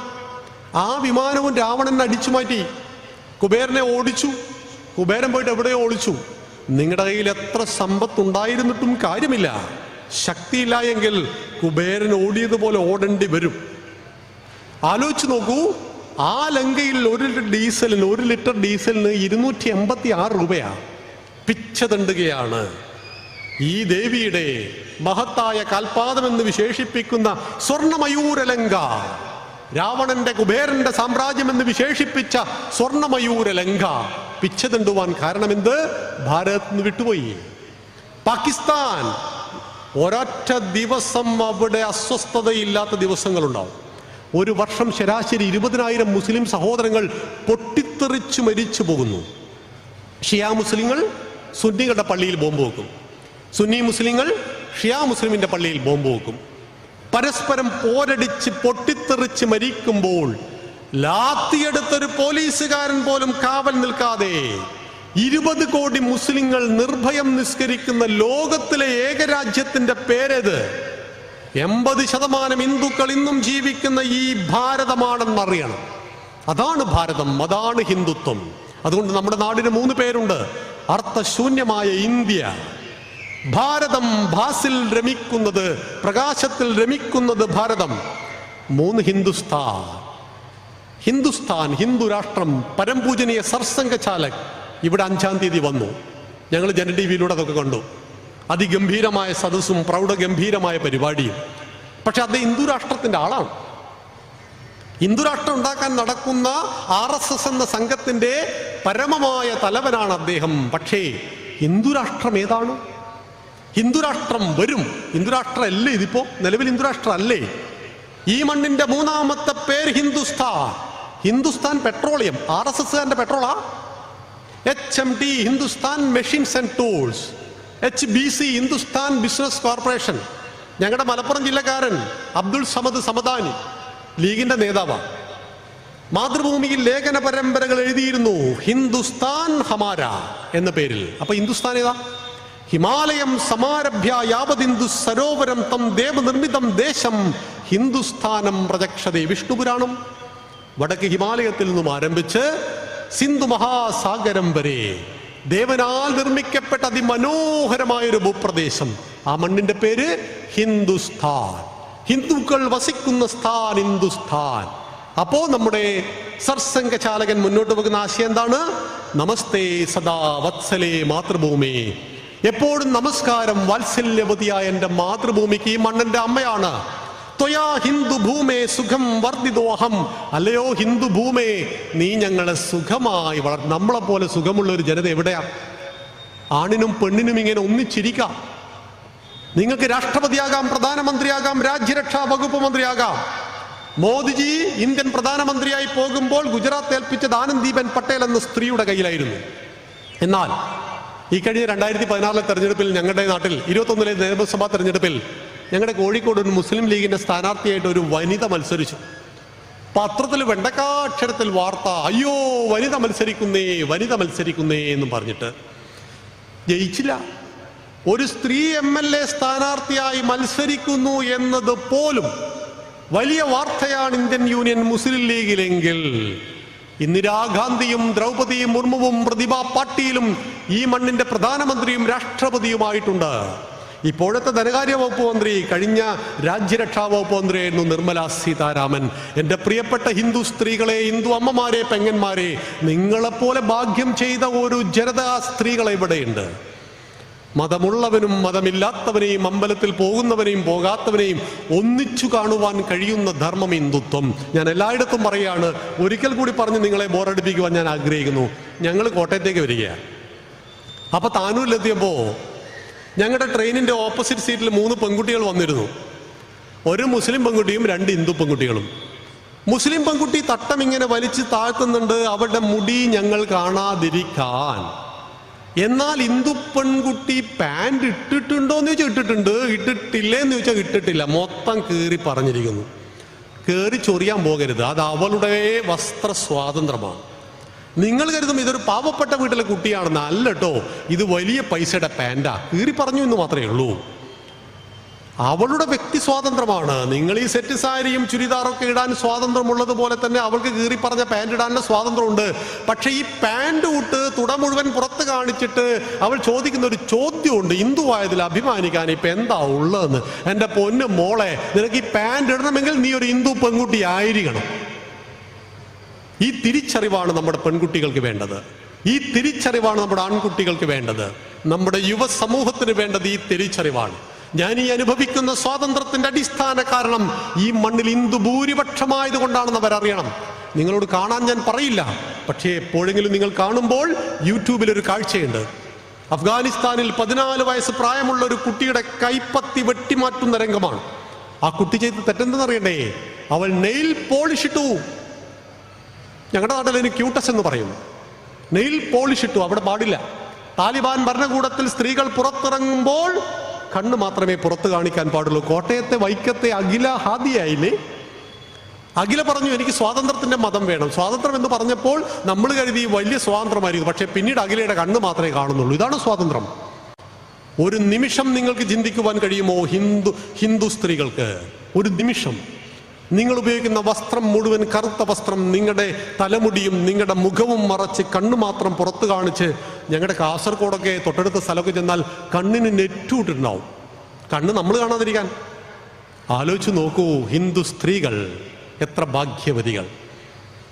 ഒരേ ഒരു ക്ഷേത്രത്തിൽ ശബരിമലയിൽ മാത്രം നൈഷ്ഠിക ബ്രഹ്മചാരിയായ അയ്യപ്പനെ പ്രതിഷ്ഠിച്ചു എന്ന ഒരൊറ്റ കാരണം കൊണ്ട് 10 വയസ്സിന് ചുവട്ടിലും 50 വയസ്സിന് മേലെയുള്ളവർ പോകട്ടെ, ആർത്തവചക്രം ശരീരത്തിൽ കറങ്ങാത്ത സ്ത്രീകൾ പോകട്ടെ എന്ന് പറഞ്ഞപ്പോ ഹിന്ദു സ്ത്രീകൾക്ക് ഒരു പ്രശ്നവുമില്ല. പക്ഷെ രഹന ഫാത്തിമ പോയി രാജാവിന്റെ മകനായിട്ട് വളർന്നു എന്ന് വിശ്വസിക്കണം. അയ്യപ്പൻ നൈഷ്ഠിക ബ്രഹ്മചാരിയാണെന്ന് വിശ്വസിക്കണം. ഈ 5 വിശ്വാസങ്ങളില്ലാത്ത ഒരുത്തനും വേണ്ടി ഉണ്ടാക്കിയതല്ല ശബരിമല. ഈ 5 വിശ്വാസങ്ങളെ മുറുകെ പിടിച്ച് 41 ദിവസത്തെ വ്രതശുദ്ധിയോടുകൂടി പണ്ഡിതനും പാമരനുമായ ഹിന്ദു, പുലയനും പറയനും നായരും കോൺഗ്രസ്സുകാരനും കമ്മ്യൂണിസ്റ്റുകാരനും BJP-കാരനുമായ ഹിന്ദു മണ്ഡലമാസം തുടങ്ങിയാൽ അവന്റെ വീടൊരു ക്ഷേത്രമായി മാറുന്നു. നമ്മുടെ നാട്ടിൽ 50,000 ക്ഷേത്രമുള്ളത്. പക്ഷെ മണ്ഡലമാസമാകുമ്പോൾ ക്ഷേത്രങ്ങളുടെ എണ്ണം 10 ലക്ഷം 15 ലക്ഷം ആവും. എങ്ങനെ? ഓരോ വീടും ക്ഷേത്രവും. മത്സ്യമാംസാദികളെ ഉപേക്ഷിക്കുന്നു, മദ്യപാനി മദ്യത്തെ ഉപേക്ഷിക്കുന്നു, വിവാഹിതനെങ്കിൽ ഭാര്യ സംസർഗം ഉപേക്ഷിക്കുന്നു, രാവിലെ 5 മണിക്ക് മുമ്പ് എഴുന്നേൽക്കുന്നു, വീട് മുഴുവൻ എഴുന്നേൽക്കുന്നു, കുളിക്കുന്നു, അയ്യപ്പന് മുന്നിൽ അവൻ മാല തൂക്കുന്നു, വിളക്ക് വെക്കുന്നു, നാമം ജപിക്കുന്നു, സായം സന്ധ്യയിൽ വീട്ടിൽ വരുന്നു, കുളിക്കുന്നു, ഇതേ പ്രവൃത്തി ചെയ്യുന്നു. 2 നേരം ക്ഷേത്രത്തിൽ പൂജ നടക്കുന്നത് പോലെ തന്നെ ഓരോ വീടുകളും ക്ഷേത്രങ്ങളായി മാറ്റപ്പെടുന്നു. എല്ലാ വിഭാഗത്തിൽപ്പെടുന്ന ഹിന്ദുവും 41 ദിവസം വ്രതശുദ്ധിയോടുകൂടി മലയ്ക്ക് പോകുന്നു. 36 മണിക്കൂറും 16 മണിക്കൂറൊക്കെ അവർ ക്യൂ നിൽക്കുന്നു. 18ാം പടി ഇങ്ങനെ പോലീസുകാർ ഇങ്ങനെ പിടിച്ച് കയറ്റുന്നു. അതിന്റെ മുന്നിലെത്തിയാൽ കിട്ടുന്നത് 2 സെക്കൻഡ്. ഒന്നാമത്തെ മാത്രയിൽ കണ്ട ഭഗവാന്റെ രൂപത്തെ കണ്ണുകളടച്ച് ഹൃദയത്തിലേക്ക് സ്വീകരിച്ച് മലയിറങ്ങുന്ന ഓരോ ഹിന്ദുവും അടുത്ത വർഷം മണ്ഡലമാസം കാത്തിരിക്കുന്നു എന്ന് പറയുമ്പോൾ ഹിന്ദുവിന്റെ അടിസ്ഥാന ഗ്രന്ഥം വേദമെന്ന് പറഞ്ഞാൽ എന്താണ് ഈ വേദമെന്ന് ചോദിക്കുന്ന അക്ഷരജ്ഞാനമില്ലാത്ത ഹിന്ദുവും അതീവ പണ്ഡിതനും പാമരനും സമ്പന്നനും ദരിദ്രനും കോൺഗ്രസ്സുകാരനും കമ്മ്യൂണിസ്റ്റുകാരനും BJP-കാരനും നമ്പൂരിയും നായരും ഈഴവനും പുലയനും ആദിവാസിയും എല്ലാം ഒന്നായി കാണുന്ന, ഒന്നായി ചേരുന്ന കോടാനുകോടി ഹിന്ദുക്കളെ ഒരു തീർത്ഥാടന സമയത്ത് ഒന്നിപ്പിക്കുന്ന ഈ മഹത്തായ കേന്ദ്രത്തെ തകർക്കുവാനുള്ള പരിശ്രമം തുടങ്ങിയിട്ട് കാലം ഒരുപാടായി. 50 വർഷം മുമ്പ് ശബരിമല കാത്തിച്ചു കളഞ്ഞു. അന്ന് വർഷത്തിലൊരിക്കലാണ് മലയ്ക്ക് പോവുക. അവിടെ തന്ത്രി മല ശ്രീകോവിൽ അടച്ച് തിരിച്ചു വന്നത് അടുത്ത വർഷം ചെന്ന് നോക്കുമ്പോൾ ഒരു പിടി കൂമ്പാരം, ചാരത്തിന്റെ കൂമ്പാരമായിരിക്കുന്നു. ശബരിമല തകർക്കുവാൻ പരിശ്രമിക്കുന്നു. നടന്നോ? ഈ കഴിഞ്ഞ വർഷം വീണ്ടും 80 കോടി കൂടുതലാ നമ്മൾ കൊണ്ടുപോയി ചെരിയുകയാണ്. ഈ സ്ഥലങ്ങളിൽ ഹിന്ദുക്കൾ ചിന്തിക്കണം. മാറ്റം അനിവാര്യമാണ്. 10% താഴെ ക്ഷേത്രങ്ങളാണ് ദേവസ്വം ബോർഡ് നടന്നത്. നമ്മുടെ ഗുരുവായൂർ, ശബരിമല, വൈക്കം, കാടാമ്പുഴ അടക്കം സമ്പത്ത് കുമിഞ്ഞുകൂടുന്ന ക്ഷേത്രങ്ങളിൽ 50,000-ൽ പരം ക്ഷേത്രങ്ങളാണ് കേരളത്തിൽ. അതിൽ 10% ക്ഷേത്രങ്ങൾ മാത്രമേ സർക്കാർ നടത്തുള്ളൂ. സമ്പത്ത് കുമിഞ്ഞുകൂടുന്ന ക്ഷേത്രങ്ങൾ. ഒറ്റ ചോദ്യമേ ഉള്ളൂ, ആയിരക്കണക്കിന് വർഷങ്ങൾക്ക് മുമ്പ് കല്ലിന്മേൽ കല്ല് വെച്ച് ഗുരുവായൂർ അമ്പലം പണിതതാര്? ഹിന്ദുക്കൾ. ലക്ഷണമൊത്ത ശിലയിൽ നിന്നും ഗുരുവായൂരപ്പനെ കൊത്തിയെടുത്ത ശില്പിയാര്? ഹിന്ദു. തന്ത്രശാസ്ത്ര വിധിപ്രകാരം അഷ്ടബന്ധ കലശത്തിൽ ഉറപ്പിച്ച് പ്രാണപ്രതിഷ്ഠ ചെയ്ത തന്ത്രിവര്യൻ ആര്? ഹിന്ദു. ശാന്തി കർമ്മങ്ങൾ ചെയ്ത് ആ വിഗ്രഹത്തിന്റെ ചൈതന്യത്തെ വർദ്ധിപ്പിച്ച ശാന്തിക്കാരനാര്? ഹിന്ദു. ക്ഷേത്രത്തിന്റെ 10 മീറ്റർ ശ്രീകോവിലിന് മുന്നിലായിട്ട് ഭണ്ഡാരം വെച്ചവൻ ആര്? ഹിന്ദു. ആ ഭണ്ഡാരത്തിന് ദ്വാരം വെച്ചവനാര്? ഹിന്ദു. അതിലേക്ക് പണവും സ്വർണവും നിക്ഷേപിച്ചതാര്? ഹിന്ദു. അത് തുറന്നെടുത്തവനാര്? ഹിന്ദു വിരുദ്ധൻ. അമ്പലത്തിന്റെ ഭണ്ഡാരത്തിൽ പണവും സ്വർണവും നിക്ഷേപിക്കുന്നതോടുകൂടി ആ ഭണ്ഡാരത്തിന് മുകളിലെ സകല അവകാശങ്ങളും ഹിന്ദുക്കൾക്ക് നിഷേധിക്കപ്പെടുന്നു, തീരുന്നു. ഹിന്ദുക്കൾ തിരിച്ചറിയണം. ഞാൻ ദേവസ്വം ബോർഡിനോ ദേവസ്വം ബോർഡ് ക്ഷേത്രങ്ങൾക്കൊന്നും എതിരല്ല. മറിച്ച് തിരിച്ചറിയണം, എരുമേലി വാവര് പള്ളിയിൽ പോകുന്ന പണം മതത്തിന് പോകുമ്പോൾ അയ്യപ്പന്റെ തിരുസന്നിധിയിൽ വരുന്ന പണം എവിടെ പോകുന്നു? ഞങ്ങൾ 2018-ൽ ഈ പത്തനംതിട്ടയിൽ വന്നപ്പോൾ ഞങ്ങളൊന്ന് എരുമേലിയിൽ പോയി. അപ്പൊ അവിടെ സ്ഫടികത്തിൽ എഴുതി വെച്ചിരിക്കുന്നു, അല്ലാഹുവല്ലാതെ ആരാധനയ്ക്ക് മറ്റൊരു ദൈവമില്ല. ഞാനവിടുന്ന് മൊയിലോറായിട്ട് തർക്കിച്ചു, ഉസ്താദുമായിട്ട് കുറേ സമയം തർക്കിച്ചു. നിങ്ങളുടെ ഖുർആനിൽ എത്ര സൂക്തങ്ങളുണ്ട്? അതിൽ ഇത് മാത്രമാണോ നിങ്ങൾ എഴുതി വെക്കുന്നത്? കോടിക്കണക്കിന് ഹിന്ദുക്കളായ ഭക്തന്മാർ 41 ദിവസം വ്രതമെടുത്ത് ഇവിടെ വരുന്നിട്ട് അയ്യപ്പനെ കാണുന്നതിന് മുമ്പ് നിങ്ങളുടെ ഇവിടെ വന്നിട്ട് കുരുമുളകും പണവും നാളികേരവും നൽകുന്ന ഇവിടെ നിങ്ങൾ എഴുതി വെച്ചിരിക്കുന്നു. കറുത്ത മാർബിളിൽ ഗോൾഡൻ ലിപിയിൽ പോയിട്ട് ആർക്കും വായിക്കാം, അല്ലാഹുവല്ലാതെ ആരാധനയ്ക്ക് മറ്റൊരു ദൈവമില്ല എന്നെഴുതി വെച്ച അവിടെയാണ് ഹിന്ദുക്കൾ കൊണ്ടുപോയിട്ട് ചെരിയുന്നത്. അതുകൊണ്ടാണ് VD സവർക്കർ പറഞ്ഞത് സദ്ഗുണ വൈകൃതികൾ. ഗുണം അങ്ങ് കൂടി വൈകൃതമായി പോയി. തിരിച്ചറിവുണ്ടാവണം. നമ്മൾ ഒരാൾക്കും എതിരല്ല. എൻ്റെ വീട്ടിലെ പശു നിങ്ങളുടെ വീട്ടിലേക്ക് കടന്നു വന്ന് നിങ്ങൾ വളർത്തുന്ന വിളവ് തിന്നുവെങ്കിൽ ഞാൻ നിങ്ങൾക്ക് ഫൈൻ അടക്കണം. പക്ഷെ നിങ്ങളുടെ വിളവ് നിങ്ങൾ വേലി കെട്ടി സംരക്ഷിച്ചിട്ടില്ല എങ്കിൽ ഞാൻ ഒരു ഫൈനും അടക്കേണ്ടതില്ല. നിങ്ങളുടെ വീട്ടിൽ കള്ളൻ കയറുവാനുള്ള കാരണം വാതിലുകൾക്ക് ഉറപ്പില്ലാത്തതായിരുന്നു എങ്കിൽ ആ കള്ളന് കഞ്ഞി വെച്ചവർ നമ്മൾ തന്നെയാണ്.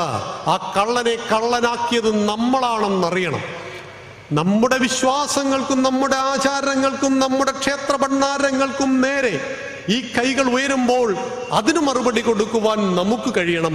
അപ്പോഴാണ് ഈ അഖണ്ഡ ഭാരതത്തിനൊപ്പം, ഈ ഏകാത്മാവായ ഭാരതത്തിനൊപ്പം, വിശ്വത്തിന് മുഴുവൻ ശാന്തി പ്രദാനം ചെയ്ത ഈ ഭാരതത്തിനൊപ്പം നമുക്കൊന്നിച്ച് സഞ്ചരിക്കുവാൻ കഴിയുന്നത്. അതുകൊണ്ടാണ് നമ്മൾ പാടുന്നത്, കൂരിരുൾ നീങ്ങും പ്രഭാതമാകും, വീണ്ടും ഭാരതമൊന്നാകും, അഖണ്ഡ ഭാരത മാതാ കീ ജയ, ഘോഷം പൊങ്ങും പുനരെങ്ങും, മാനസകോടികളൊന്നായി ചേർന്നാൽ മാമല പോലും മലരല്ലേ, ദേശപ്രേമം ജ്വലിച്ചുയർന്നാൽ വാരിധി പോലും വരളില്ലേ, രാഷ്ട്രശക്തി തൻ പ്രളയജലത്തിൽ കൃത്രിമ ഭിത്തികൾ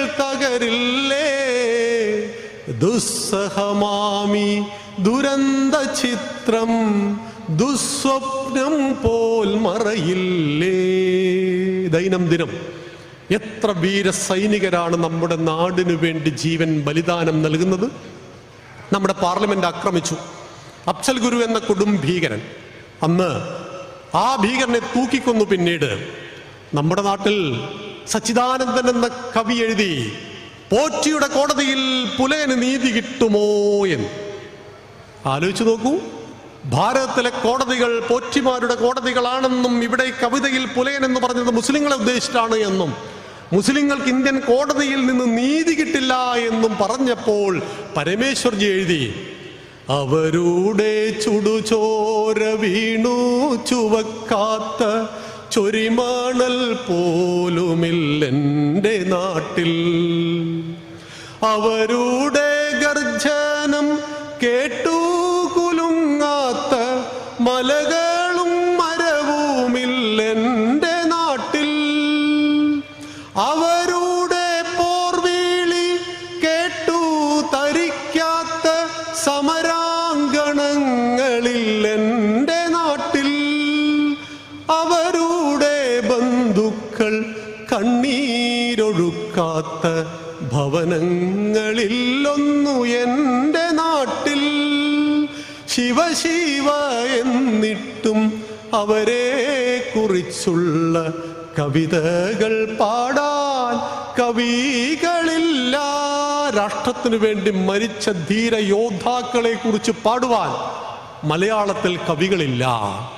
അഫ്സൽ ഗുരുവിന് വേണ്ടി കണ്ണീരൊഴുക്കുവാൻ വിശ്വപൗരനായ ശശി തരൂർ ഇന്ന് ഇന്ത്യൻ രാഷ്ട്രീയത്തിലെ ചിത്രത്തിൽ ഇല്ലാതെ പോയി. ഒരൊറ്റ അബദ്ധം അദ്ദേഹം ചെയ്തു. കോഴിക്കോട് വന്നിട്ട്, ഞങ്ങളുടെ നാട്ടിൽ വന്നിട്ട്, കടപ്പുറത്ത് വന്നിട്ട് ഹമാസിനെ ഭീകരന്മാർ എന്നങ്ങ് പറഞ്ഞു പോയി. ഹമാസ് ഭീകരന്മാർ എന്ന് പറഞ്ഞപ്പോൾ MK മുനീർ തിരുത്തി, ചിത്രത്തിലില്ല വിശ്വപൗരൻ. അദ്ദേഹത്തിന്റെ കഴിവുകളെ ഉപയോഗിക്കുവാൻ രാഷ്ട്രത്തിന് കഴിഞ്ഞിട്ടുമില്ല. എന്തൊരു കഴിവുള്ള മനുഷ്യനാണ്. നമ്മൾ ആരോപണങ്ങളെ കുറിച്ചാണ് ചിന്തിക്കുക. അദ്ദേഹത്തിന്റെ അപാര സാധ്യതയുള്ള കഴിവുകൾ, ലോകരാജ്യങ്ങളുമായിട്ടുള്ള അദ്ദേഹത്തിന്റെ ബന്ധം, അണ്ടർ സെക്രട്ടറി ആയിരുന്നു. അദ്ദേഹത്തിന്റെ കഴിവുകൾ അപാരമാണ്. പക്ഷേ സത്യം വിളിച്ചു പറഞ്ഞു ഹമാസ് ഭീകരന്മാരാണെന്ന്. ചിത്രത്തിൽ ഇല്ലാതെ പോകുന്ന ഒരു വർത്തമാന കാലഘട്ടത്തിൽ വസുദൈവ കുടുംബകമെന്ന് പറഞ്ഞ, നക്ഷത്രങ്ങളിൽ ജീവനുണ്ടോ എന്നറിയാകാഞ്ഞിട്ടും നക്ഷത്രങ്ങളിൽ വസിക്കുന്നവരെ നിങ്ങൾക്ക് പോലും ശാന്തി ഉണ്ടാകട്ടെ എന്ന ഓം ദ്യൗ ശാന്തി, അന്തരീക്ഷം ശാന്തി, പൃഥിവി ശാന്തി, ശാന്തി ദേവ ശാന്തി എന്നു പറഞ്ഞ, സമസ്ത ലോകത്തിനും സുഖം ആശീർവദിച്ച, സർവേ ഭവന്തു സുഖിന സർവേ സന്തു നിരാമയ എന്ന് പറഞ്ഞ പവിത്രമായ എൻ്റെ ധർമ്മം, എൻ്റെ സംസ്കാരം കഴിഞ്ഞ 113 വർഷങ്ങളായിട്ട് അനവരതം നിർഗളം പ്രവഹിക്കുന്ന ഈ ചെറുകോൽപ്പുഴ എന്ന് പറയുന്ന മനോഹരമായ ഇവിടെ നടക്കുന്ന ഈ കൺവെൻഷൻ ഹിന്ദു മഹാമണ്ഡലത്തിന് എല്ലാവിധ ഭാവുകങ്ങളും ഈ 5ാമത് വർഷവും എന്നെ വിളിച്ചതിൽ നന്ദിയും കൂടി രേഖപ്പെടുത്തിക്കൊണ്ട് ഞാൻ എൻ്റെ വാക്കുകൾ ഉപസംഹരിക്കുന്നു. നന്ദി, നമസ്കാരം, വന്ദേ മാതരം.